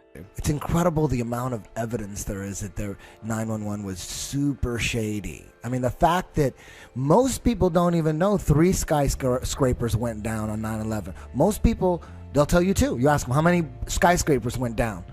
3 went down. They just don't talk about Tower 7. That was like a 50-story skyscraper that just imploded like a controlled demo. To which Joe responded. Well, here's what gets really crazy. That building was where the NSA had offices, the CIA had offices. Yep. The Tower Naval 7 intelligence had all kinds of like secret fucking black ops shit going on there. In a later episode, Joe Rogan was much more animated about this point. But to deny that these things exist, I think, is silly. Because then you fuel the conspiracy theories even more, because you're denying something that seems obvious to the eye. The average person that looks at that building says, yes, that does look like a controlled demolition. Does that mean it is? No, it doesn't. But to pretend that it doesn't look like that is ridiculous. Okay. Live pregnancy scare on air. During an episode of The Howard Stern Show in 2003, a dancer who removes her clothes for a living, who goes by the stage name Crystal, admitted to having her first one-night stand with Joe Rogan 26 years ago in 1997. She would also go on to mention that this one-night stand got her pregnant. When did you meet Joe? It's like at least 7 years ago, right? Yeah, about 6 years ago. 1997. He was my first one-night stand. You're kidding? No. No kidding? No. It wasn't really a one-night stand. It was like a trailer. It was a trailer. Where did you meet? When did you guys meet? By the way, you were Joe's 350th one night stand. That's fine. I learned a lot. Where did you meet Joe? Comedy store. You learned a lot from him? Yeah. That's sweet. That actually, I'm here to. I'm going to thank you in the end, of course. But yeah. So what did you learn from Joe? Well, after that wonderful one night stand, I got pregnant, and I. What? Yeah. What? And the thing about it is you have to understand. What? Joe, you knocked her out. Are you kidding? Did you know that? Okay, but you have to understand. For one, I'm not the type of person who's going to use something against somebody. And for me, it was kind of like. How old's your son? Or daughter? I never kept it. Thank you, Jesus. Wait a minute. Thank you, Jesus. Yeah. The Neil Young Conspiracy. The main source for this conspiracy comes from this Reddit post and is about how artist Neil Young, who has nearly 4 million monthly listeners on Spotify, demanded Spotify remove his music from the platform in 2022, as he didn't want to be on the same platform as Joe Rogan, who was spreading vaccine misinformation on his podcast. The conspiracy started in 2020 when Blackstone, the largest alternative asset management company with over $1 trillion of assets under management, announced the appointment of their new senior advisor, Jeffrey B. Kindler, the former chairman and CEO of Pfizer. Then in 2021, Neil Young sold 50% of his catalog rights to Hipgnosis, a song management company. Blackstone and Hipgnosis formed a $1 billion partnership which gave Blackstone an ownership stake in Hipgnosis. Shortly after this partnership, Neil Young announced he wanted his music to be removed from Spotify due to Joe Rogan's vaccine misinformation. Now, who are the top shareholders for both Pfizer and Blackstone? Vanguard and BlackRock. Therefore, the conspiracy goes that Neil Young is just acting as a shill for BlackRock and Vanguard, who want to silence all criticism for the vaccine, which they profit from as they own Pfizer. Operation Northwood. Operation Northwood was a proposed false flag operation that called for CIA agents to stage and commit acts of terrorism against the American military and American citizens and blame it on Cuba to justify a war against them. Joe Rogan discussed this at length with Dave Smith. Explain that to people that don't know what you're talking about. Operation Northwood was this plan. It was during the Kennedy administration. So in the early 60s, JFK was president. I don't know, 62 maybe? And basically, they had this plan, which was signed off by the Joint Chiefs, to have a false flag attack to shoot down an American plane and blame it on the Cubans as a pretext for war, to go to war with Cuba. And John F. Kennedy heroically said no. Like, what are you guys, insane? Like, no. You imagine I'm not coming into doing office this. when you're president, you don't really know how they run things, and you get in there and the Joint Chiefs of Staff pushes that onto your desk. Yeah. They want to arm Cuban friendlies and attack Guantanamo Bay, and you're like, what? Yeah. Wait a minute. There's no real, like a fake war? You're making a fake war? Like you're faking an attack. And you're like, but how are we going to convince people that they actually killed people? You go, because we're actually going to kill people. And then we're going to blame it on the Cubans. Kill Americans? Joe Rogan was exposing the conspiracy back in 2010, and since then, he has continuously discussed Operation Northwood. Joe Rogan killed someone? There is an infamous clip of a young Joe Rogan knocking out some guy in a Taekwondo tournament. But what you might not know is that Joe might have killed that guy from the video. In a martial arts fight, I knocked this guy out. He never got up. And I started thinking that could be me. Because they took him away to the hospital. And I went back to talk to my instructor. And he wasn't there. It was in Anaheim, California. And I was living in Boston. We flew back to Boston after the tournament.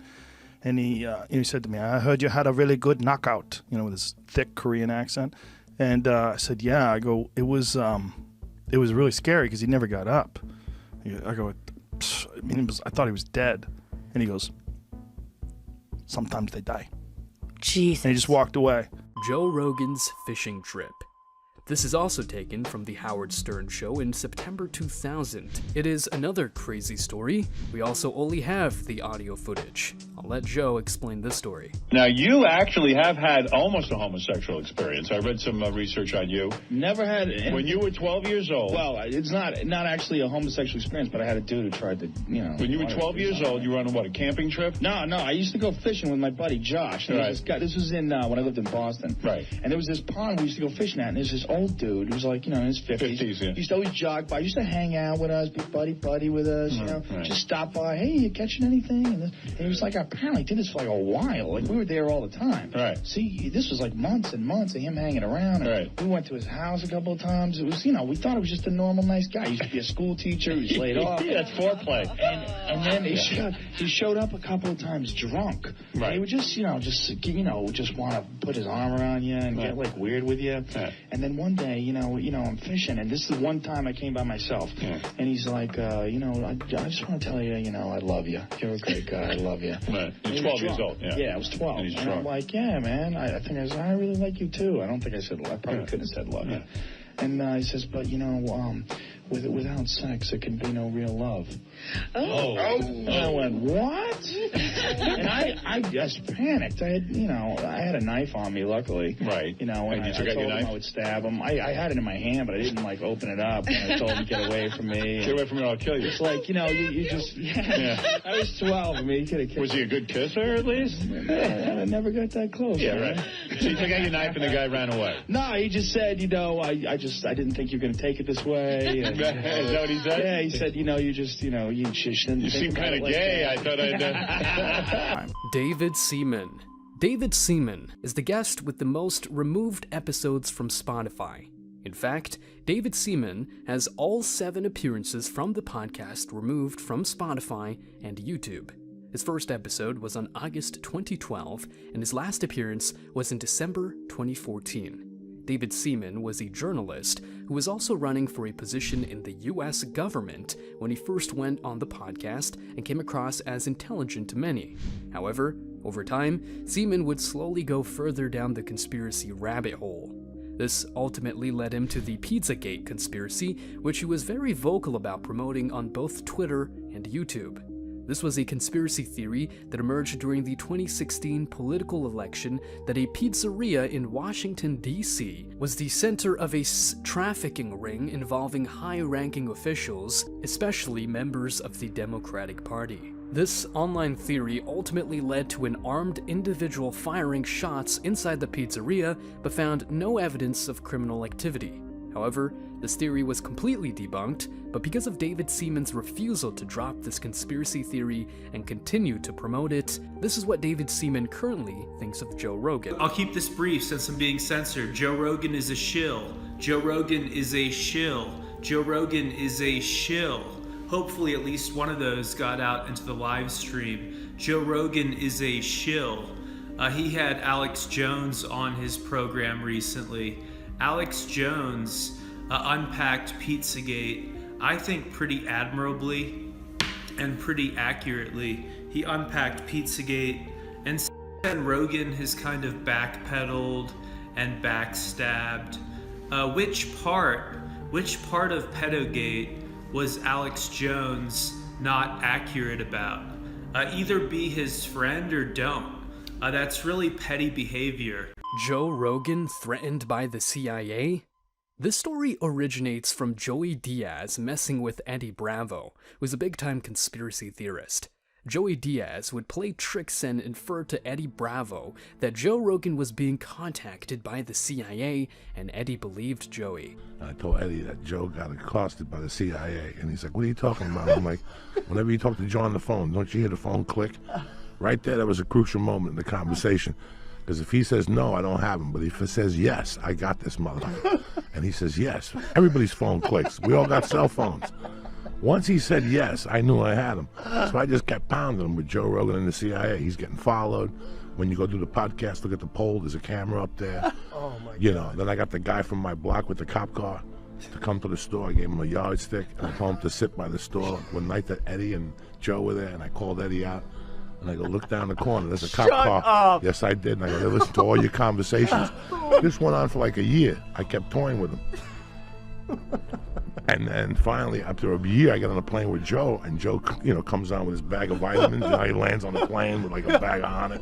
And he's like, "What the fuck is going on with Eddie?" He told Alex Jones, "I'm in the CIA," and I'm fucking howling. This led to Alex Jones going on his show InfoWars and claiming that Joe Rogan had been threatened by the CIA to keep silent on certain conspiracy theories. The story goes that Alex Jones did this based on the information Eddie Bravo had told Alex. Having to respond to people that want to know if I've seen what Alex Jones has said about me lately is one of the weirder things that I've dealt with. Because, first of all, I've always had good dealings with Alex in person to person. But he's obviously in a world of shit right now. There's a lot going on with him with this Sandy Hook stuff. And he wasn't entirely honest with me about what he had said about Sandy Hook. Maybe he didn't remember. Maybe he was trying to phrase it in a way other than the way I interpreted it when I saw the videos, but there's a Media Matters video that shows all the time where he said that Sandy Hook was fake. This is very complicated to me. This is one of the reasons why I struggled with bringing him back on the podcast. That's very complicated. Even though I've known the guy since 1998, and if I'm around him, I'd say that's my friend Alex Jones. He's a friend. Joe's fallout with the Howard Stern Show. Joe was in fact a regular and very popular guest on the show in the early 2000s, who even would sit in during some of the shows. However, this relationship would come to an end in 2004. Joe would explain on the Greg Fitzsimmons radio show his reasoning on why he stopped going on the Howard Stern Show. I loved you on Stern all the time. You were on there for a while, and then you just stopped going on there for a while. What happened? Well, I kind of explained it last time I was here, but I just tried to avoid drama. He said something about me on the air that I didn't like. He said you were gay. No, he said I hate women. And I was like, come on, man, really? And he said something about us being in a strip club where we were all in a strip club. And he said that, Who, you and Howard? Yeah, it was him. He had did a thing in Vegas and hired off a whole section of this strip club. This is what was actually said between Stern and Rogan live on air. Or about 20 times an hour. He goes, these and the other. Meanwhile, you love these girls. I don't say it that way. Yeah, Howard's affectionately. I think you're angry with women. It also seems like they're still on bad terms even today, despite this feud being nearly 2 decades old. Joe did recently mention Stern one more time, saying that he used to be the man, but has now gone woke. That guy's the man. He was the fucking pioneer. When he was the king of all media, and he was telling everybody to suck his dick, and the FCC was going after him, the government was fining him. Yeah. They were fining his businesses fucking millions of dollars. Yeah. And he was out there doing wild shit on the radio. He was putting a Klansman on with fucking Young Thug or and not now, Young Thug. And now he's woke. Miami. It's crazy. Trick Daddy? Trick Daddy. Yeah. Yeah, he has to be, though, because the skeleton's that guy. Operation Midnight Climax. There is another insane CIA operation that Joe covered on the podcast. Midnight Climax. Yeah. Operation Midnight Climax was a CIA-funded program where they dosed up Johns. They created brothels and dosed up Johns with LSD against their knowledge. Yeah. And without their knowledge. And let them fornicate and have a good old time with these ladies of the evening. Man, and, my God. and watched them and filmed them and studied them. This fell under the CIA's umbrella of MK-Ultra, which was a proven CIA operation, and its speculated aim was mass mind control. Tier 5. This is the bottom of the iceberg. Only the most obscure, secretive, and somewhat frightening knowledge is found here. Let's proceed. Baby Bird. The Opie and Anthony's Eggnog Challenge is basically an event where guests have to drink a bunch of disgusting stuff. When Joe was on their show during the 2006 grand finale, this happened. P.S. It's disgusting. Yeah, that's fine. People are calling from all over America. They've been puking all over the place. 75. Just about every city in America. And in Canada, thanks to XM. He's just drinking now. He's up to 76. Uh-oh, here we go. Here it goes. The baby bird is going down! The baby bird, it's happening. The baby It's happening. bird is happening! Oh my God!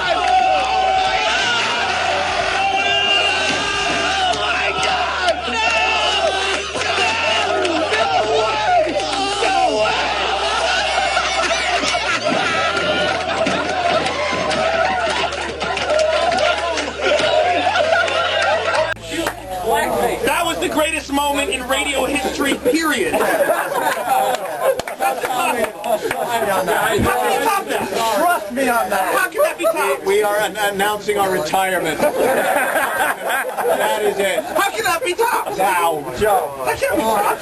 That was the craziest thing I've ever seen in my life. Oh my God. I cannot believe I saw that. That's the worst thing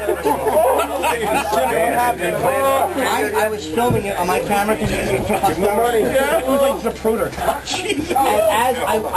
Joe calls this the baby birding, an event where someone has to throw up in someone else's mouth. Listen to Joe and Bill Burr recalling the story. You were like the only thing that could top this. For those who didn't see it, it's such a brilliant idea. It was the eggnog drinking contest, and you had to do a double shot like it was bourbon, but it was eggnog, like every 30 seconds. Well, and the returning champion was Pat from Moonachie, who had diabetes and lost a toe to it already. It was just sitting there. And then he continued to drink it. Oh, yeah. To do the bit that you came up with. I remember when people posted that video, everyone was saying, fake, this isn't real. And that made me enjoy it real. I was like, no, that was real, and I was there. There was plastic bags all over the ground. Remember, they put plastic everywhere, all over the ground, because they knew that people were going to throw up. They had the garbage can ready. And then Pat Duffy leans his head over the edge of the garbage can. And then Pat from Moonachie just, here comes, you see him. And then it keeps coming. It keeps coming. It's like way crazier than It was like Stand a hydrant. By Me. You just went, "Week," and it just fucking came out, and then somebody kept shutting it off. And every time, I mean, it was like a... There it is. There it dude, is. I can't You watch can't this. watch this? I still can't tell the story. If I tell it in detail, I start gagging. Superior genetics. This comes from a post back in 2005 on the old Joe Rogan forums. There, a fan posted a comment saying, "I'm not saying I'm anywhere in the galaxy Rogan is when it comes to popularity, but to say his personality made Fear Factor is just effing insane. To me, that is just another example of Rogan's ego being totally out of control." Back in the forums, Joe was known for replying often, but the way he responded to this comment was wild. "Don't worry about my ego, fats. Concentrate on your effing cholesterol count being out of control. Seriously though, with those effing awful genetics you have, why the f would you want to go and lay that shit on another human being?" This was crazy enough, but then Joe finished with something straight out of the Hitler youth camps. I mean, if you really cared about people, you would get yourself fixed and adopt from a healthy bloodline. Completely wild. What is funnier is that someone reposted these comments from the forum and attached this photo of Joe Rogan with two people. Here they highlight that Joe implies he has superior genetics, yet is shorter than the woman and has no hair and skull enlarged, prolonged HGH and TRT abuse. Sheldon Johnson. Sheldon Johnson was a guest on Joe Rogan in February 2024. He was a member of the Bloods gang who had served 25 years in prison and came on the podcast advocating for rehabilitative justice. However, only 1 month after being on the podcast, this happened. Welcome to the 6 o'clock news. We begin with a shocking arrest in the Bronx. A criminal justice advocate who spent time in prison before turning his life around, now facing murder charges after body parts were discovered inside 2 apartments. Fox 5's Linda Schmidt is live in the hybrid section of the Bronx with more on what we're learning about this suspect. Linda. That's right, and we are learning a lot here tonight. First of all, he claimed that he had turned his life around after spending most of his adult life in prison. In fact, last year, he started working for the Queen's Public Defender's Office. Well, now he is accused of killing a man and then dismembering his body. 48-year-old Sheldon Johnson of Harlem is charged with murder and concealment of a human corpse. This is Johnson recently on Joe Rogan's podcast, talking about how he had turned his life around after a life of crime. It's no surprise that this episode was quickly deleted, and Joe later reflected on this topic. They find people that are wrongfully convicted and help them get out. We've got a bunch of those guys come on the podcast, including one guy who came on who was actually guilty. He was guilty before, and we knew he was guilty, but he got 50 years. Right. And then he was talking about he turned his life around, and it's like a month after he was on the podcast? How long was it after he was on the podcast? 2 months? Maybe 2 months? Cut some dude's head off? Yeah. And he was wearing a blonde wig, and homie didn't understand new HD security cameras. Like, this dude put a blonde wig on. They got crystal clear footage of him with his goatee on, wearing a blonde wig, carrying some dude's head. Aubrey Marcus. If you are this deep in the iceberg, I'm sure you know that Aubrey Marcus is a good friend of Joe, who founded the company Onnit, which Joe is a major partner of. Now, a few years ago, some disturbing allegations were made about Aubrey by a BJJ competitor named Travis Nuwaza. He said this guy is stopping me from competing at EBI because I wouldn't sleep with him and start a poly family in his cult camp in Sedona, Arizona. He's here referring to Aubrey as he posted a picture of him in Men's Health magazine. Travis also posted a photo of him and Aubrey fighting at kendo with the caption saying, "After I beat him kendo fighting, Aubrey got very standoffish and would always tell me how attractive my inner warrior is to him." That's when things started to get creepy. These allegations are all alleged, to be clear. Boston bathhouse. Over the years, there have been multiple posts on forums about Joe Rogan being seen in a bathhouse in Boston, and claims that he's actually a homosexual because he engaged in what is known as a leather orgy. This is what one person said about the Boston bar Joe was allegedly seen at in the 90s. Ramrod was a bar licensed by the city, not a gay sex club, and had an enclosed backroom about a quarter of the size of the club with a bouncer at both entrances to the room. Only on Sunday nights, where there was a strict dress code for leather men, some guys would play around, but never an orgy or full-on sex. One comment in 2008 said, "Joe Rogan in the back room of the Ramrod, Boston." From 2012, someone commented, "A few years ago, we have several posts from Boston people who had seen Joe Rogan in leather in a back room of a bar." Back in 2010, there was another comment. "Joe Rogan has become macho, overbearing, mondo biondo. Look at me, I'm straight. Except that's totally not true. Ask the Boston boys who've known him." And these are not the only comments from back then claiming that Joe was seen at one of these places in Boston. Neuralink. Joe has been promoting the Neuralink chips for a very long time. He was first seen discussing it on his podcast in 2014. I think that one of the things that's coming out with technology is access to information. And access to information, not just current information, but maybe even future. Like the ability to read minds, to read thoughts, to read technological symbiotic relationship takes place to the point where we essentially our memories especially, right? They're pretty piss poor. Right. But if we can turn our memories into some digital archive that you can access at will, then we're going to know, I'm going to look in your head and I'm going to know what's going on. I'm going to be able to tap into it. We'll be connected the same way we're connected with Wi-Fi. The same way our cell phones are connected through the cellular network, there'll be some sort of a network of information exchange between all people. And if that's the case, deception will be almost impossible. Motivations will be crystal clear. And you're going to know who's full of shit. It's going to be a fucking bad day for a lot of... Ever since Joe has invited the man that plans to fulfill the Neuralink idea on his podcast, he speaks about it even more. I think the cure is mind reading, and I think we're going to accept that cure. Because, Elon is working on some sort of neural link thing. It's the only way we'll know if someone's telling the truth. We're going to have it. I think it's good. We're going to accept it, and we're going to give in. And we're going to be able to... I'll take it another step further. I think they're going to create a universal language. I've been thinking about this a lot. I think there's going to be a universal language that probably is augmented reality, some augmented reality language of shapes or something. Some kind of symbolism. Symbols. Something that we agree to. And we're probably not going to accept it because we're old. We're like, fuck this. Next generation. Our kids, maybe even our kids' kids. Our kids' kids are going to be the first people to adopt it, and then it's going to be universal worldwide. And with augmented reality and of course, Joe recently had on the podcast a guest who has the first Neuralink. But why? It shows that Joe is potentially a part of the New World Order who wants to install the Neuralinks into people in an attempt to control them. If so, it makes sense as to why he has all this inside information about Neuralinks. Joe's role with the biggest podcast in the world is to promote and prepare the masses for Neuralink, and slowly they will begin to accept it. I mean, I don't know anyone that likes the thought of Neuralink, but Joe seems keen and promotes it in this very positive light. Matthew North. This is the bottom of the iceberg. Congratulations if you made it this deep. Matthew North was a big conspiracy theorist who made a full 2-hour video exposing Joe Rogan, Alex Jones, and much more. A lot of the theories from Tier 5 come from this video, such as Joe being a secret agent that promotes ideas for the New World Order, and Alex Jones also being compromised by the CIA. However, we couldn't include them all due to copyright issues and getting censored, but the full 2-hour video on Rumble is linked down below. Modern Eleusinian mysteries, as Bruce Damer calls them. These are the modern initiations. So you have these high-level people, and then he says underground activity.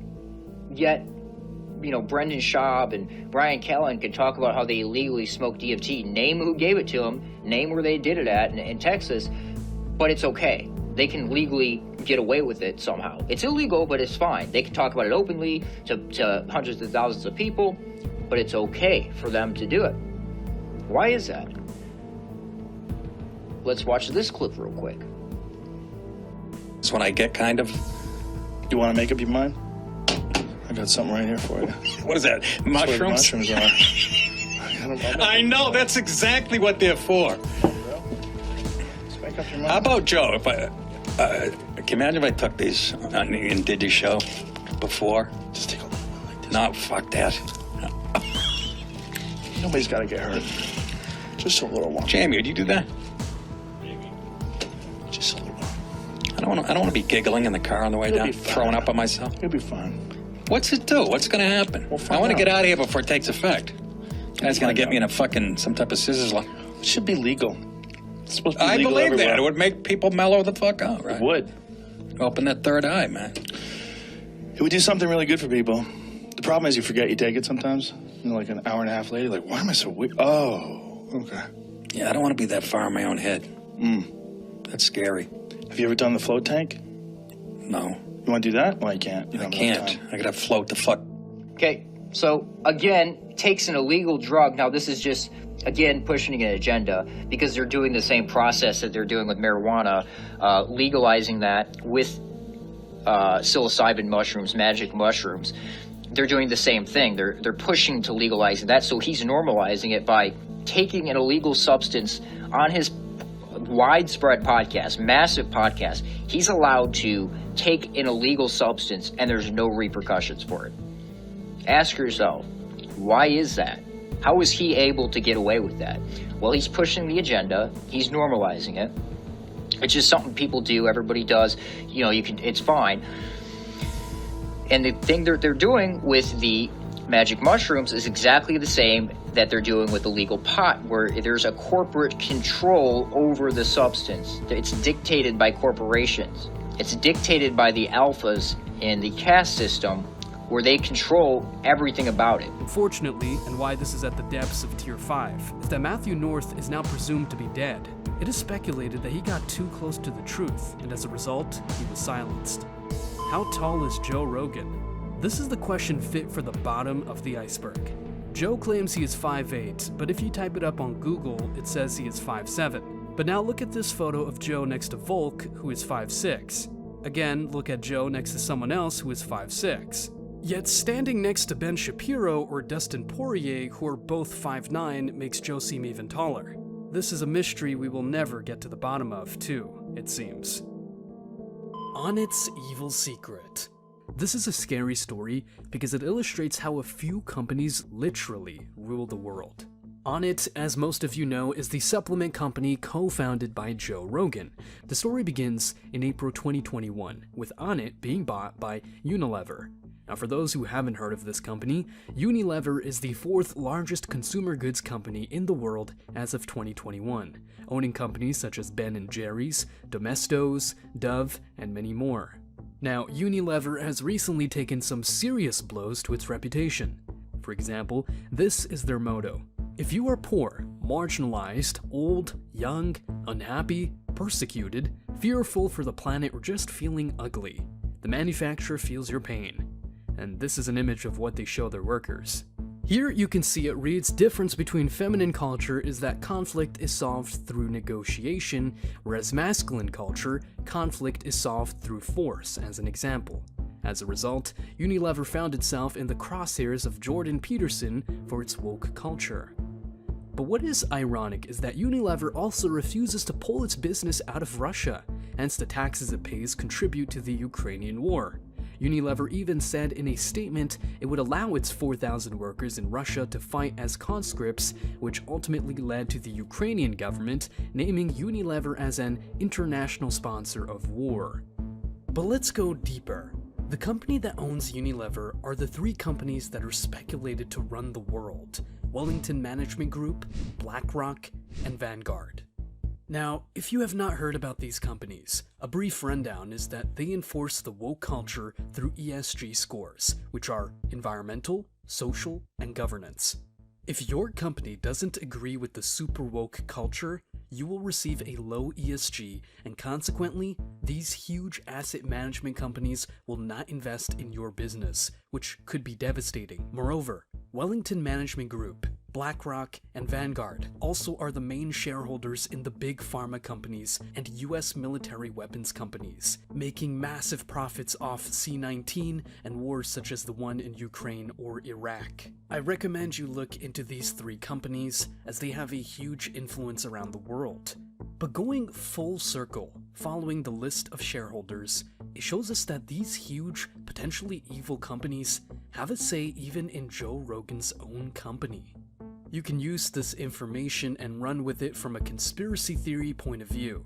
For example, Onnit sells holistic products and unconventional medicines, but is linked through ownership with Big Pharma. Moreover, Joe Rogan himself is a symbol of anti-woke and freedom of speech, yet his company is owned by the colossal powers that enforce the woke agenda around the world. It is not a good look. The Ted Nugent Conspiracy. Ted Nugent is a famous American musician and political activist who has been on the JRE podcast 2 times. The man also has some serious allegations around his name, which include the musician Courtney Love claims she did this with Ted Nugent. One of the first times you gave was with Ted Nugent. You went backstage, you claim. And he hates me, and he can't remember it. And you gave him all...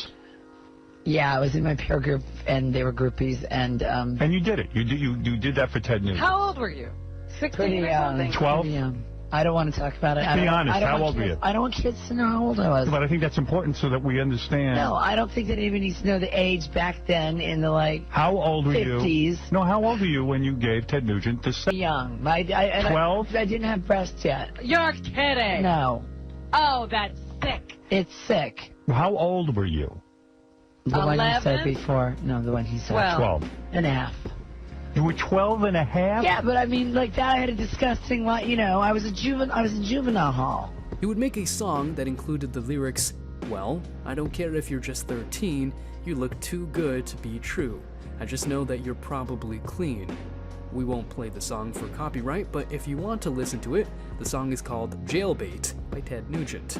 Moreover, when Ted was 30 years old, he would also enter into a relationship with a girl who was 17 years old. The allegations then go that Ted signed legal documents along with the girl's parents for Ted to be her legal guardian to avoid the repercussions from the law. These are all allegations, to be clear, which Ted firmly denies. An ex-girlfriend who claimed that I adopted her. I adopted my girlfriend? Have you read that one? I did read that one. I forgot about it. What the fuck? So this kind of stuff. Yeah, that was like you adopted her so you could take her on tour with you? No, so I could for her. That's what the story was. But that's absolutely I don't think absurd. that's how it works. That's not... I don't think it makes it easier to fuck them once you adopt them. I didn't adopt anybody. Jesus Christ. I never shit my pants since I was, I think, 8 months old. I've never been with an underage girl since I was underage. One of the common lies about you is that you somehow violated a young Courtney Love. I'd like you to tell the Ted Nugent. This is disturbing, right? Because I know where you fall on this issue. It's a disturbing allegation. Well, is there any truth to it? I've never met Courtney Love. She was on the Howard Stern show and claimed that there was a sexual relationship, not unlike Monica and Bill. I've never met Courtney Love. Why? Well, we all know why she would lie like that, because she's been so stoned and so brain dead for so long. Oh, wait, let me stop you. Wait. You've never met her? I've never met her. So I have proof that I didn't have any relationship with Courtney Love because I have both of my arms and I've never had rabies. The point being is that she's a horrible human being. So the conspiracy theory goes that because Louis Theroux brought up the topic of Ted Nugent and these allegations, that is the reason why his episode on the JRE podcast was removed. I worked on a show called TV Nation, and one of the early segments was with Ted Nugent. I've always had a sort of fascination with the far right. Yeah, he's a very fascinating guy on the far right because there's been so much bizarre shit in his past. You know, like he adopted some 17-year-old girl, or became took legal custody of her so he could have sex with her. Is that right? Yeah, his parents allowed it. Her parents. I didn't know that. Yeah. It said in a recent New York Times story that he had admitted to having, I guess, unlawful sexual relations with underage girl or girls. Does that ring a bell? Yeah, there was something Courtney Love said that she gave him about when she was 12. Really? Yeah.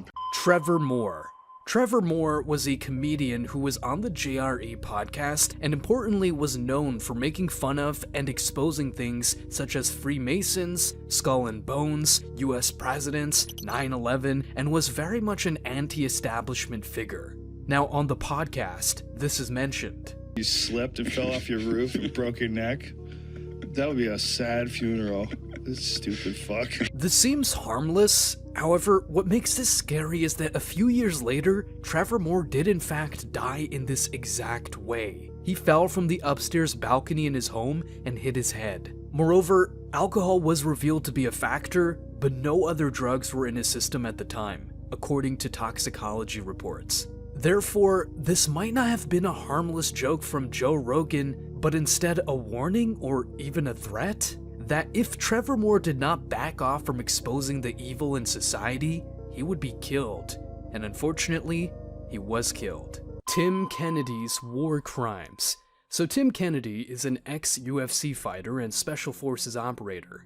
He's been on the JRE podcast 5 times. Now, he is an intense guy as you might expect from his life experiences.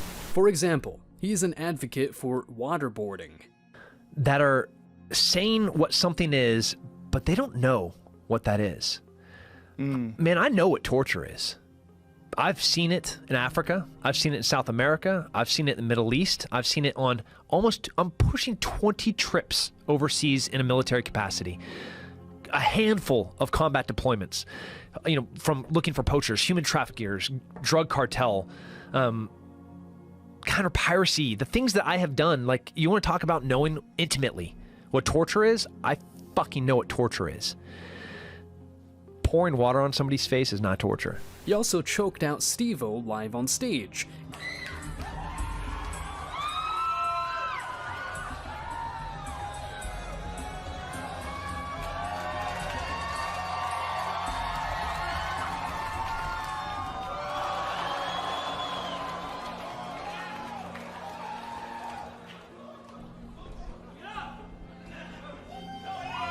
However, why he is mentioned at Tier 5 is because he allegedly committed war crimes while serving in the military. This all comes from a Facebook post from 7 years ago, where Kennedy says that he killed women and kids at war and also implies that PTSD is a choice. No surprise that the post has since been deleted. I don't think he wants the Geneva Convention coming after him. Neil deGrasse Tyson. He has been on the podcast many times and claims to be a scientist, specifically an astrophysicist. However, Neil deGrasse Tyson has heavily pushed the vaccine and even is an executive in a pro-vaccine documentary. Moreover, he also strongly denies the existence of aliens. Been put forth as evidence for aliens, to me, is insufficient evidence to excite my interest, my research interest, in devoting time to finding it out. But it definitely has excited other people. He's also very opinionated in the gender debate. The XXXY chromosomes are insufficient because when we wake up in the morning, we exaggerate whatever feature we want to portray the gender of our choice. Suppose no matter my chromosomes, today I feel 80% female, 20% male. I'm gonna put on makeup. I'm going to do that. Tomorrow I might feel 80% male. I'll remove the makeup and I'll wear a muscle shirt. Why do you care? What business is it of yours to require that I fulfill your inability to think of gender on a spectrum? Neil deGrasse Tyson is someone who portrays science to the public, yet his being so opinionated on issues such as vaccines and gender, which is outside his field of work, is seen as him pushing government agendas, using his title as a scientist to influence the masses, and therefore is labeled as a government shill. Going full circle, Joe Rogan continuously having Neil deGrasse Tyson on his podcast is evidence that Joe Rogan is also a shill, as he openly promotes the government agendas that Tyson reports. Sam Tripoli and the 201 event. Sam Tripoli is a comedian and well-versed conspiracy theorist. He recently went on the Joe Rogan Podcast in August 2022 for episode 1852. Sam, during the podcast, began to talk about the 201 event. Totally matched up to what happened. Now, the only tiny pushback I put is that you see like laws being passed for COVID before the pandemic actually happens. What do you mean? Like, certain laws pass to give the government certain powers. And they literally talk about COVID. Let's pause this right here because I got to pee so bad. And then they never come back to the topic. So what is the 201 event? Basically, in October 2019, the Johns Hopkins Center for Health Security hosted in partnership with the World Economic Forum and the Bill and Melinda Gates Foundation event 201. The event was about how governments, global health leaders, and global businesses could function within a hypothetical pandemic. 6 weeks later, there was the first case of C-19. As a result, I'm sure you can imagine why this is a big conspiracy theory, and hence when Joe chose to take a toilet break as Sam began to bring up the topic, the conspiracy only grew larger. The theory goes that firstly, C-19 was planned. Then the fact Joe did not want to talk about it is evidence that he has already been paid off by those who planned C-19. Sam did go on to mention the fact that they moved off topic from 201 with the toilet break. And that's why. Can we just address this, by the way, the event 201 thing? People think that pee break was some kind of attempt to. Now, here's what I'm gonna tell you. It's like, it literally is like, dude, I got pee so bad. So we both went pissed. We came back. And I'm not gonna go, hey dude, let's get back to it. Joe Rogan is controlled opposition. This conspiracy theory is based on Conspiracy Theory 101, the deep state, the establishment, the New World Order. Everyone has different names, but we will call these masked figures of power who secretly run the world, in quotations, them or they. The theory goes that they will not allow someone as large and influential as Joe Rogan to talk about conspiracies. That the whole point of correct conspiracy theories is you are not allowed to talk about them. Hence, those in power, who will be referred to as them, create controlled opposition. These are people like Joe Rogan or Alex Jones who gain popularity for talking about these conspiracy theories, but instead, it is all just one big controlled narrative. For example, Alex Jones, Joe Rogan, and Bill Hicks, who, if you don't know, was a comedian who covered hard-hitting controversial topics on things such as the war on drugs and being anti-establishment, all came from the same production company, Sacred Cow Productions. Because these three huge anti-establishment / conspiracy theory figures all come from the same production company could be a coincidence, or it could be a government breeding for controlled opposition. Other examples include the fact that he changed his views on the moon landing being fake as he got more influential, as previously covered. Further evidence would be Operation Mockingbird. This was created in 1949 by the CIA, which was to manipulate the media in the US and other countries in the world to stop communism, by pushing stories that communism was bad. For example, they paid top journalists, paid schools and universities, and even funded the creation of the Hollywood movie Animal Farm. Hence, figures such as Joe Rogan and Alex Jones are theorized to be Mockingbird 2.0. This again goes back to Joe Rogan having Mike Baker on around every 3 to 6 months to allow him to push narratives that the CIA wants to distract the masses with. Brendan Schaub miscarriage. This is a sad story. Brendan Schaub's wife would tragically share a post on Instagram that she had a miscarriage. However, that same day, in a now deleted post, instead of being at the hospital, Brendan Schaub posted a photo of being in a hot tub with friends. Moreover, the same day, he was also on the Joe Rogan Podcast recording an episode, which we can tell as he is wearing the same orange beanie. Now, if you want to learn even more Joe Rogan lore, click here to watch why 70 JRE episodes were removed from Spotify.